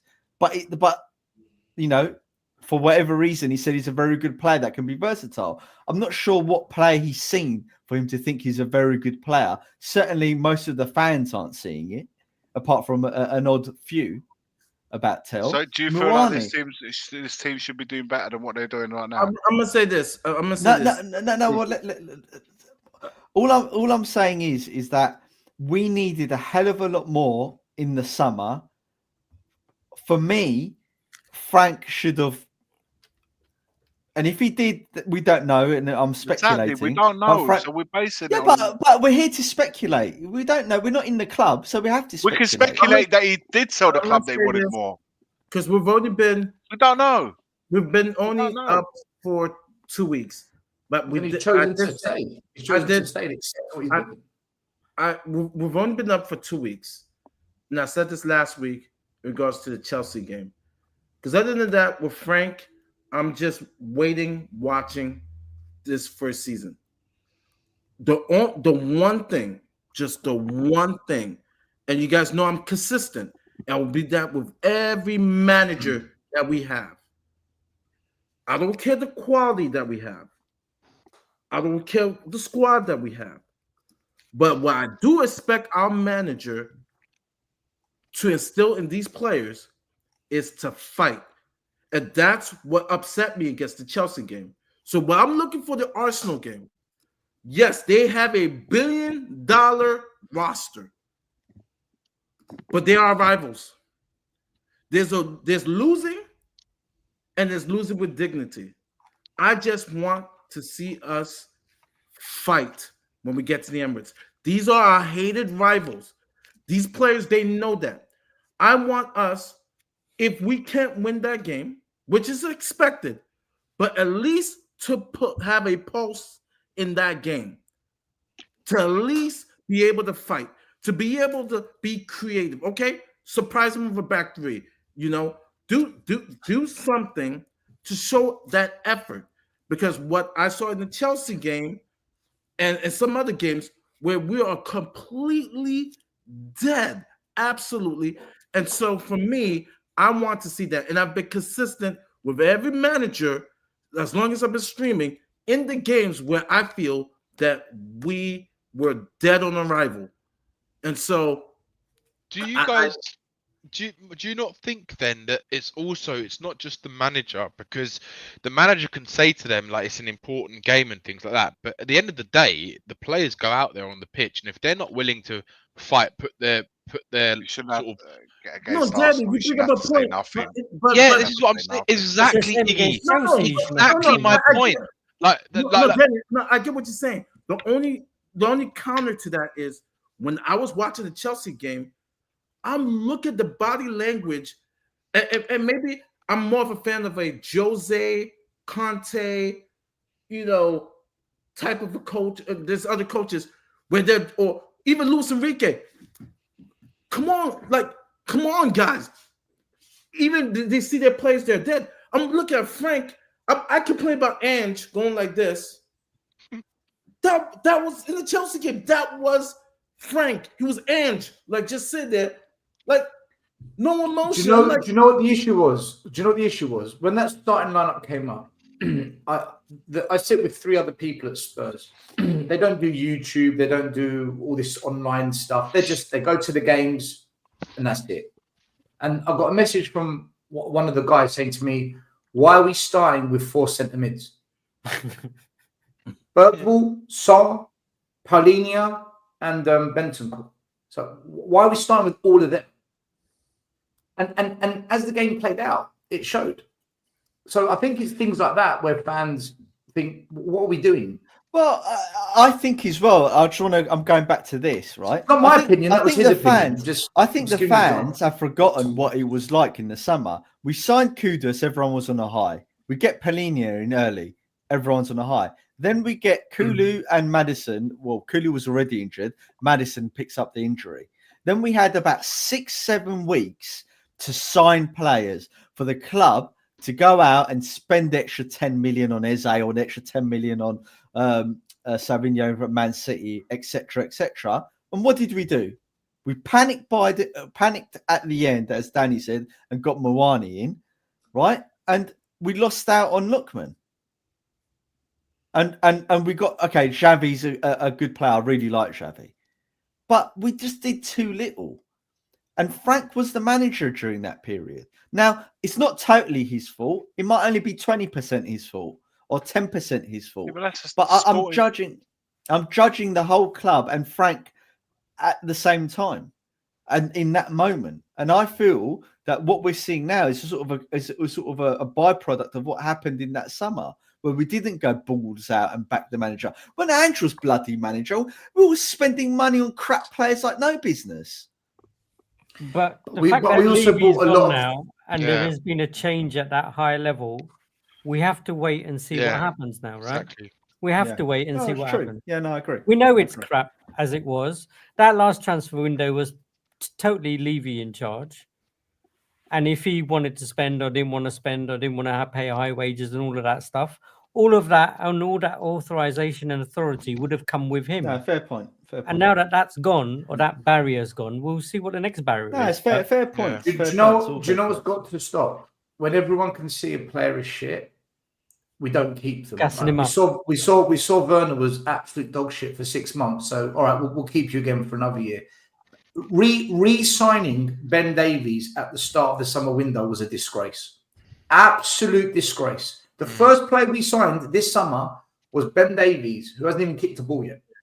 I mean, shit like that has to stop. Until that stops, nothing's changed for me. So if we get to the summer and Richie's still here and exactly, all these kind of players are still at the club, I'm just going to say to myself, just shut the club down. Where I will back, Frank. Sorry, Maz. The thing is, they're not just going to let them walk out the door, are they? They're going to be wanting some money for them in some way whatsoever. JP, but no one's going to. I can't see anyone buying them. Well, I disagree. I'll tell you why I disagree. It's the only reason I disagree. When Arteta went to Arsenal, they paid 50 million for Aubameyang, 50 million for Lacazette. There was that Torreira they paid 35 million. There's a lot of expensive. That Pepe 75 million. There's a lot of expensive players at the club. Arteta, the recruitment team said, "Get them the fuck out." And they took a hit on all of them, but they cleared the deck because they were serious about fixing the squad. So if we're serious. So who decided that? Arsenal Get them out. Arteta? Who made that decision? That would have been the board, right? Yeah, but Arteta would have said the club as a whole. That's what I'm saying. Yeah, but you got to give now. Your argument is basically saying. Go on, Danny, 1 second. 1 second. But if they didn't do that, and Arteta stayed, it's all on him, all of it. And this is the thing: if in the summer these championship level footballers are still at Spurs, sorry, Frank, you are accepting it. Just like Poch accepted it, Mourinho accepted it, and this is where the whole yes man thing started last year, and you've accepted it. Conte was the only one that didn't accept it. He's like, to hell with this. You know what I rate Arteta with, still, on your point? When he came in, Arteta's been back, though. He's been proper back. But this is what I rate Arteta. When he came in, he took on their biggest stars and got them out of the club. Yeah, so he was a major part of that. right? So And- I get your point there, Danny. Who's the other It's 50 a million pound player with collective. long hair? It's not just Guendouzi, 50 Arteta, million quid. right? Make It's not, Guendouzi. Bye-bye, 50 million. it's Bye-bye. not just Arteta. It's obviously the footballing but it's a director and the collective. It's a CEO. collective Yeah, that but decided that. the manager is the major part of how he wants the team to be shaped. Yeah, but this is why we have to wait and see, Maz, because if he says right, But I we all don't. know that Levy massively had a massive influence of what Yeah, players were, exactly. contracts or players That's staying. why we got to players wait till the going. summer with Frank. Yeah, That's I why we got to agree. wait till the I summer. agree And he with was that. still there this summer. He was Because still there. So I don't know, man. I don't can't know, sit there. I can't sit there and believe that Frank is looking at Richarlison and thinking that I want to keep this guy. Like I can't. No, He's got a year but- left. with what I'm not Tony. saying, We've I'm not linked with saying Tony. Frank out. I'm not I saying know. don't give Frank a try. I'm just giving the opposite view, right? I'm just saying this is what I'm seeing. I hope this doesn't carry on. And Maz, if we could get just Ivan Tony through the door, like in January, I think that would be. I'm not saying Ivan Tony's coming, by the way. I think that's a disaster waiting to happen. Why?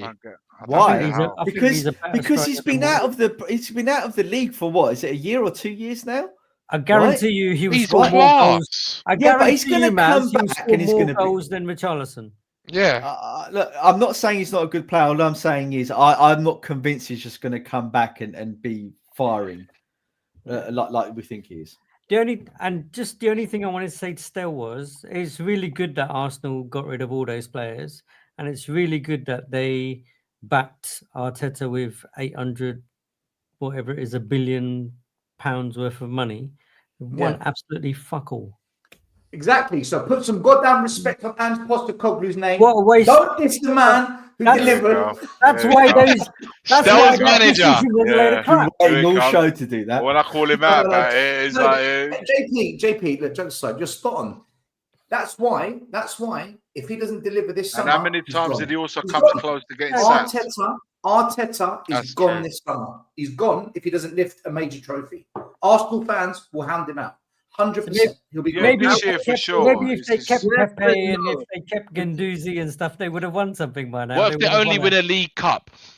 I Huh? would say yes and no. What if they because only win a League I Cup? don't think Arsenal fans are going to accept that. I know. 800 No, I think one this billion. year's their best Still year, want- the best chance to do it Like because City are off it, Liverpool way off it, the guy Chelsea a from little bit. TV. I don't see what's a lot of his name? opposition. Personally, I think they've backed the wrong horse. But the point is, the club as a whole, the manager, the recruitment team, the owners, they've said, clear it out no matter what, rebuild the whole thing. At least they had a plan. At least there's a project that actually meant project, which is you start the project, you finish it. We start a project and we change direction after 6 months. Like, no, new project, But they were no, bold. project. But they were bold, and New that's where manager. you get the direction from the top, like we've always said. It is from the You top. need It is that from the person top. at the top to be able to steer the ship. I agree. And if these guys are serious, like you're saying, if they come in and go, do you know what, Richarlison, do one, do one. I know we've only just got you, Brendan Johnson, go, and then go and spend serious money on a front three, then that's in the right direction. Listen, we've got about 15 minutes to go. Should we talk about the Arsenal game? Well, we have been simming, haven't we? I mean, the title of the show is Spurs at the Goons. So, let's talk. Well, let's go around quickly. Let everyone have a little say. Iggy, what do you think is going to happen? How do you think we're going to set up? What are you hoping to see? What is the minimum you'd expect? For example, if we lose 1-0, but we give it a right go, will you accept that? Or have we got to get a draw? Do you expect to win? What's your thinking on this one? Because like we said, this is a tough game no matter who you are. Anyone that goes there, it's a tough place to go right now. This is the hardest game of the season, I think, Arsenal away. The result that you get is often fruit of the performance that you've put in through the 90 minutes. You have to be. It's very rare that you put in a really good performance and you get nothing. It's like you have to be unlucky to that to happen. So, what I would like to see, and I mentioned it earlier on, is to go with a game plan, whatever that game plan is, and for us to evidence it. So, when we're watching a match, we evidence that there's a game plan. whether it comes off or not will be the game is, you have to also respect that you got the opposition in front of you with their game plan and stuff. So as long as we go there with a game plan, we go there with character and discipline, character and personality, which is the three things that we've often don't have when we go to the Emirates. So very rarely have I seen it, I've identified it. Too often we've gone there where the game's over before even half time. That can't happen because it's the long game. It's the long game that you have to play, not the short game. So, like I said, the carbon cop for me, the Man City away game, because like I said, the team that's plays most similar to Arsenal was Man City. So what worked for us on that day has to be something that we should look into and try to obtain and achieve the same sort of things that we did that day, other than the result, of course. But what I was most impressed, and you rightly said at the beginning, Stel, you was impressed that day of how we played. You don't remember the result. The result was the win. Yeah, of course we won. Of course you remember the result. But what stuck out in your mind, even before the result, was how we played, how we went over there and tried to play our way. And that's the kind of thing that we got to repeat. If we're going to have any kind of success or whatever positive, let's just say a positive result, whether it's a draw or a win, if we haven't, the only way we're going to achieve that is by doing that. Then, of course, we have to say by now, if Arsenal are on their day, or on their game, on their A game, it doesn't matter what we do, they're going to go win, because if they're bang on it, forget they're a better team than us. I'll say that right here, right now. They're a better team than us. If they're on their game, it doesn't matter what plan you're going with, you ain't going to win. So we have to hope that we go over the best game plan and execute and playing the best that we possibly can, and I hope that they drop off a little bit, because it's the only way it's going to happen, guys. That's my opinion on it. JP, do you agree with that? Do you think that's about right? Yeah, but I mean, at the end of the day, pretty much it would be, and that City away game is obviously one that we'll focus on. But the fact that the away form's been pretty good, at least I want to see us put up a fight. I think the minimum I said is I want totally opposite against Chelsea. I want to see them run around. If we lose 1-0, lose 2-1, something like that, but they've put in a performance, I want to see a performance against these. I don't think we've turned up against them for the last 4 or 5 games, like in all honesty. No. So I want to see something. I want to see a bit of battle on that pitch. I want to see Bentancur go and win balls. I want to see Van der Ven score. Talking about earlier where we were going on about goals and like the players that we've got. Our top goal scorer this season is our defender. That's how crap. So if I don't care if Conte was here, whoever was here, they wouldn't get more out of those guys. I don't. Yeah, but we're set up to score set pieces, though, aren't we? We're set up for it. We're trained for set pieces. This is part of the manager's philosophy: score from set pieces. So, I don't think that goal the other day against was a set piece goal, was it? Where he linked it through about 8 players and banged it. All right, he did that. He did that at Old Trafford when we top when we goal won scorer. 3-0. But still, our defender is our top goal scorer. Yeah, true. Scoring goals is a massive problem for us, man. Set pieces or not. And the way Van der Ven finishes as well, he finishes better than our strikers finish. I would play him up front, Danny. So would I. At the back. So would I, JP. Genuinely. At the back, play him up front. You know, his first position when he first started football was our striker. That's why he's got good technique as a finisher. You see, Brennan Johnson. He's really, really good in the way Ange wants to attack. The chances we create, the specific chances. Johnson is being killed playing in this system because it does not work for him at all. So there's no point in him being on the pitch. There's none, unless you play him up top in a 2 and you play a bit more of an Ange attack, which we're not going to do. So I think part of the reason Van der Ven's a top goal scorer is because the way we're set up doesn't get the best out of some of our attackers, but that's Frank's choice. That's the way he wants it to be. So... But surely our strikers should be better at set pieces as well from scoring. Yeah, Richarlison's shit. Whatever we say, Richarlison's shit. No, Richie's crap. Tell's bang average. No, they were defending him. Iggy and JP were defending him earlier. You know what I mean? Who was our defender? Richarlison. defending our strike force, saying it's not Frank's fault and all that sort of stuff. I was defending our strike force. Iggy was the one saying that our strike force was shit. Liars, man. Fucking fraud. Absolute fraud. Listen, you can't go from scoring 19 goals in a season to almost nothing. There's got to be a reason. Either it was a complete fluke or the system doesn't work for the player. Johnson scored 11 goals. Tapping Johnson, which is what you were calling him last year. Tapping Johnson. Every day, every game ball coming from the left-hand side across little tapping. We're not creating those plays anymore. We're not creating those plays anymore. Filippo Inzaghi did that for AC Milan every time you were a kid. We have not created those plays, but also because Udogie hasn't been in the team. Yeah. Because on that left-hand side, when we play Spence, it's not the same. I like Spence. But it's not the same as when you play Udogie on that left-hand side. You said Udogie's the second. I think so. I read somewhere. I can't remember where I read it. Udogie is the second player that. Let me see if I can word this right. That goes into the area more than any other player of Tottenham. He's the second most highest player. That gets in the opposition box, and that tells that's a big frigging thing, man, not to have. When you see Johnson on the left wing, you know he can't take on the player. You know he can't cross a ball properly. You know that he's just not a winger. Yet what do we do every week? You're on the wing. It doesn't work. I know. He's not a winger.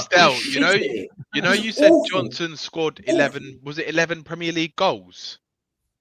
He was a top goal scorer last season. Yeah, last season he scored 19 goals last season in all competitions. Okay, but where did we finish last season? In the league. We won the Europa Cup. Okay, but where did we finish in the league though? Yeah, okay, because what's that got to do with Johnson? Because he's shit. He's fucking shit. That's why. Okay. Well, we're fifth this year and Johnson plays. He hasn't really played, has he, this season? Even though Danny, I don't rate Johnson. I know you don't. If we could sell him, I'd sell him. But the point I'm playing it, what I'm trying to say is, the way we're set up. Look, I know. Forget Johnson. I don't think the way we play suits Xavi Simons. I think we're killing him. At Leipzig, I think Frank's killing him. They played a 4-2-2-2-2. He had runners on the outside and he had two inverting in the middle. He had 1, 2, 3, or 4 options. Xavi gets on the ball now. He looks up. There's no one fucking there. I know. That's not his fault. Yeah. I don't blame him for that. No. I agree with that. Better not be blaming Frank, mate. We're not allowed to blame Frank anymore. Look, Xavi Simons for me is a really good player. Land your plane somewhere else. Did it even land? He's circling around. He's trying to come back. We were talking about Udogie, and everyone's like, we should actually put Johnson. We should actually put Johnson up against Saka. Spence. This is what cracks me up. You've just told us this amazing stat that Udogie is the second best player at getting. No. I'm reading the chat. I'm reading the chat still. Okay, I'm reading the chat. If that's what the chat says, let's pretend. If that's true, why did we drop him against Man United and put a player that doesn't push up, and he puts Richie on the left? That left side was absolutely blind, wasn't it? It was like toothless. Our best player at getting into the box from defence is on the bench. Odebert, who's probably the most attacking left winger we've got at the moment. Both of them on the bench. He starts Richie. And who did he put left back? Was it Spence? I can't remember. Yeah, I think it was. To start like wrapping this up because we're reaching the 2-hour mark. My view on the Arsenal game is I just hope that he implements the similar tactics to what he did against Man City, because I feel that was our best performance of the season. The players looked fired up. The pressing was outstanding, and we looked dangerous when we were going forward. So if he can instill that mentality into the players and those tactics, then I'm hopeful. If we go in playing the way we've been playing at home, as an example, I think we're going to get hurt by Arsenal. I don't think we'll get pumped, but I think we'll get hurt. They're one of the teams that've got the worst goals from open play, isn't it? They're one of the worst in the league. Watch it change on Sunday. Yeah. You know what? It's like when people Dr. Tottenham. It's like when people put up stats. it was like that stat that popped up on the screen against Everton. Everton have conceded the least amount of goals from set pieces, then Spurs go and score 2 set pieces. Yeah. It's like you can't. Yeah. Like, What's your thoughts, Danny? What's your thoughts? one minute, game then? Danny, very quickly. I just want to get a prediction from everyone, and then I'll come to you. Iggy, are we going to win, lose, or draw? We're going to lose. JP?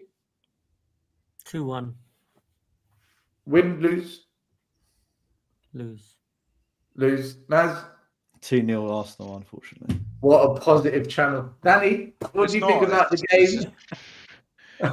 I'd like to say we'd get a draw from the game, but it's hard to say until I see if he plays like Richarlison. Well, he's gonna have to play him up front, isn't he? I can't see us winning a game with Richarlison up front against Arsenal. I just can't. I can't even see us drawing it as much as I want us to draw the game. I think we'll lose 2-1. I think I'll go 2. Oh, you know what? I think it'll be like a 1-0. I think it'll be like a really boring game. I think it's just going to be like a real crap game. It's going to be from one sort of goal, either penalty or something like that, and that's going to be the game. And Arsenal fans are going to lap it up like it's the best performance of the season. But I'm with Iggy and JP. That I just want to see. I don't care if Frank can't jeer them up. If those players can't get jeered up for a North London derby, I don't care who the manager is. Exactly that. I couldn't care. I couldn't care less, right? It could be Ryan Mason. It could be anyone. You should be looking at. You should know the history between the clubs. You play for Tottenham. You should know that going into that game, that's the game where you get the most fired up for. That and Chelsea. And I don't want to see a repeat of Chelsea because that was one of the worst derbies I've ever seen against Chelsea live as well. So I'd like, if we lose the game 1-0, but we gave it everything. We, like Iggy said, we press from the front. We're in their faces. We're making it difficult for them to play. Right? It's a real tough game. You want to see a performance? Yeah, that's exactly it. You want to see a performance. Right. The outcome. So, exactly that, and I think if you can get most of that right, then you give yourself a chance. That's all you want. You give yourself a chance, and then you can put it down to the tactics. Perhaps we got it wrong in the second half, or the substitutes weren't correct. You might lose it to detail, but not if you don't. If your team doesn't even compete, first of all, you have to run more than your opposition. Yes. And you have to compete. If you don't do that from the start, it doesn't matter what team the manager puts out there. Agreed. You're not going to win a game. Well, so, Iggy, it's like the reason why I say sorry, just the reason why I say I lose it, because I don't think we're at that point yet. I don't believe we're at that point, and I don't believe that we have a full. Listen, one of the best chances that we had, and we always felt that a little bit more confident. You always knew that Son or Kane before would always score against Arsenal. You knew, they would always turn up. Kane so you always had a chance because of those two lads. Yeah. And you just think if we can keep it like proper, like tight, we will get goals with them too. I just don't see where these fucking goals are going to come from, and that's for me is why I think we're going to struggle to win the game or to have a chance. Is because I don't see the goals coming, and as good as our defense is, there's only so much you're going to miss before the other end they go there and they score. That's why I think we're going to lose. Not because I don't believe that we can go there and get a result. I'm going to go, I'll say 1-1. I do think we'll lose, but I'm going to just, as the score I want to put down is 1-1. But you think we're going to lose, but you're predicting 1-1. Make that make sense. Because I'm just going to go 1-1. Because you're just trying to cover your ass. No, it's basically doing you still where you caveat. I'm basically doing a still, yeah. Iggy got it.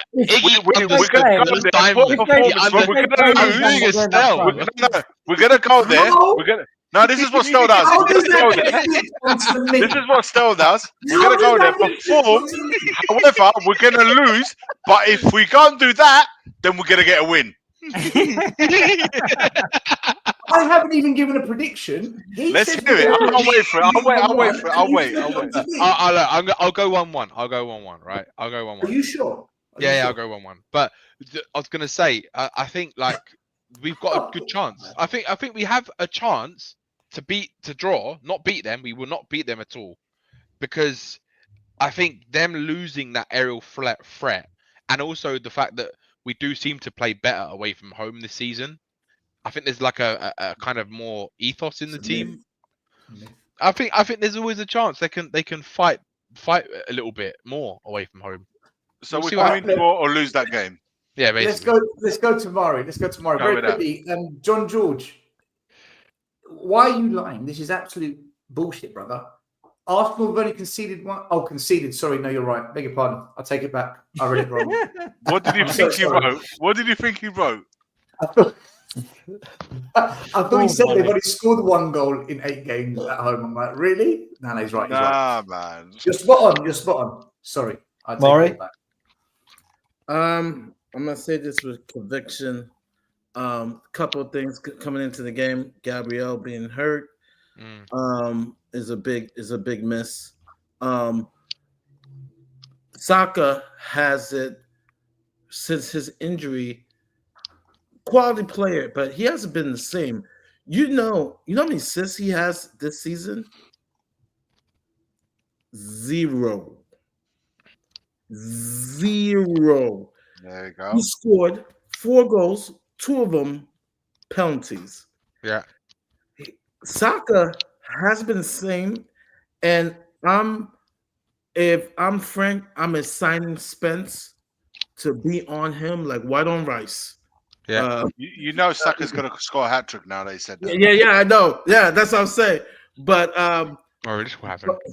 But no, he's been struggling, and for me, a month ago, I would not even give us a chance. I have this confidence that, you know what, we're going in there with a 1-1 draw. They drop points. Haiti hype train, that one. Yeah, no. Before Daddy said it, I was like 1-1. That's what I was thinking. It starts City getting even closer to them. I think we go into the Emirates with a 1-1 draw. I'd love a 1-1 draw. Yeah, and I'll take it. I will bite your hand for it. I really think it's good because their offense, we make fun. We call them set piece FC. Stokano FC. I'm not convinced by their open play, and I think our defense has played that. I mean, I would love for us to play a 3-5-2.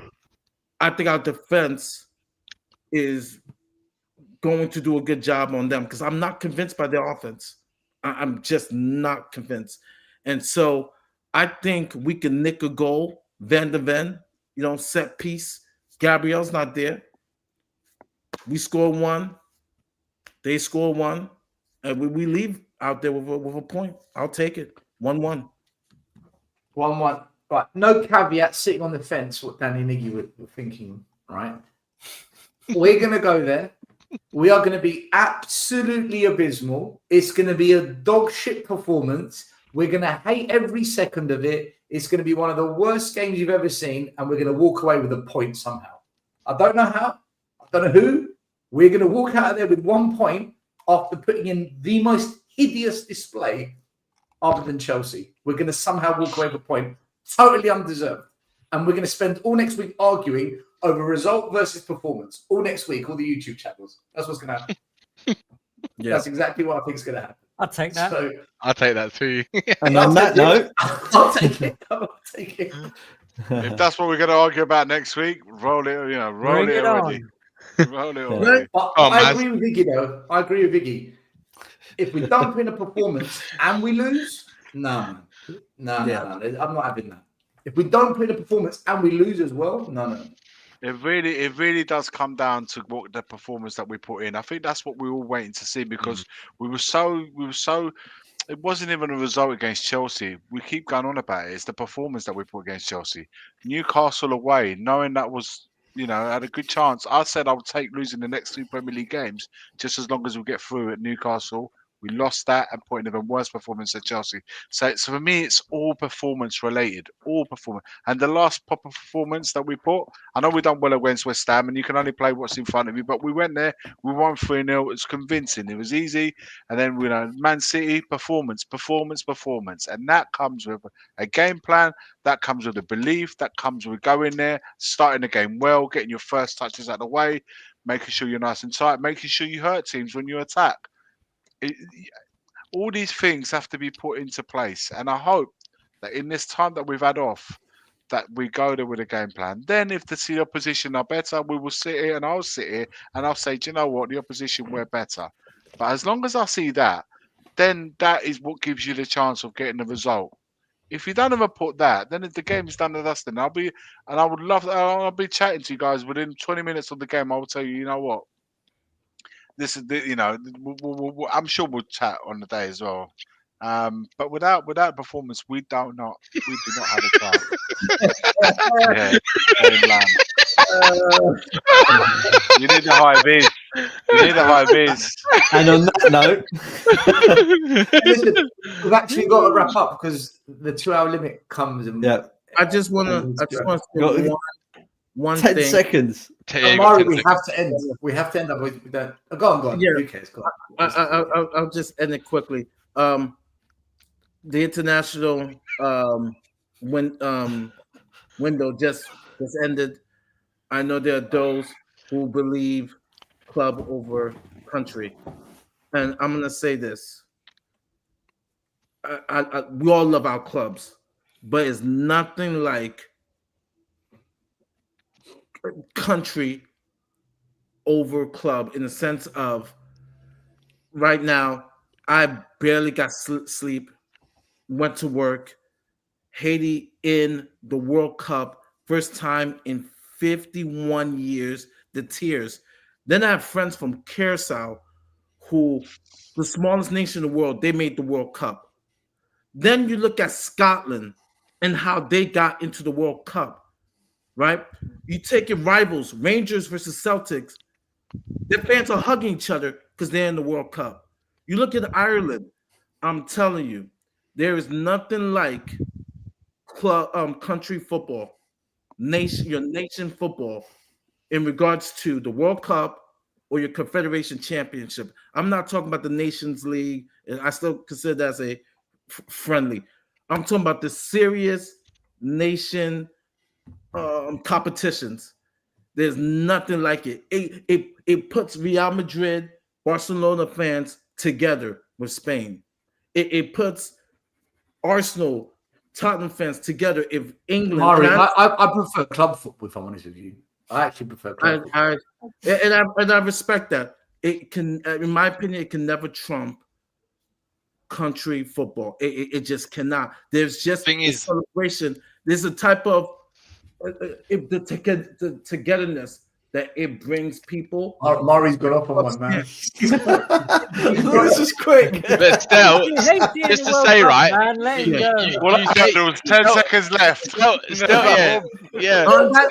you say 2 hours up before you go. Still, you say 2 hours up about 3 minutes ago. Football, right?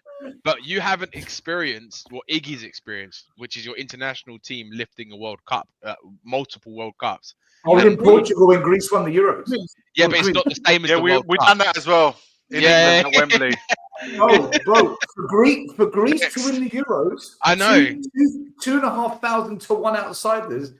That is the best experience I've ever had as a football fan. But let's be real, Stel. You're not from Greece, you're from Cyprus, mate. No. You're not from Greece, you're from Cyprus, mate. It's the same thing. When it comes to winning, you'll take what you get. You take what you get, mate. Average Italian side. Bang, average.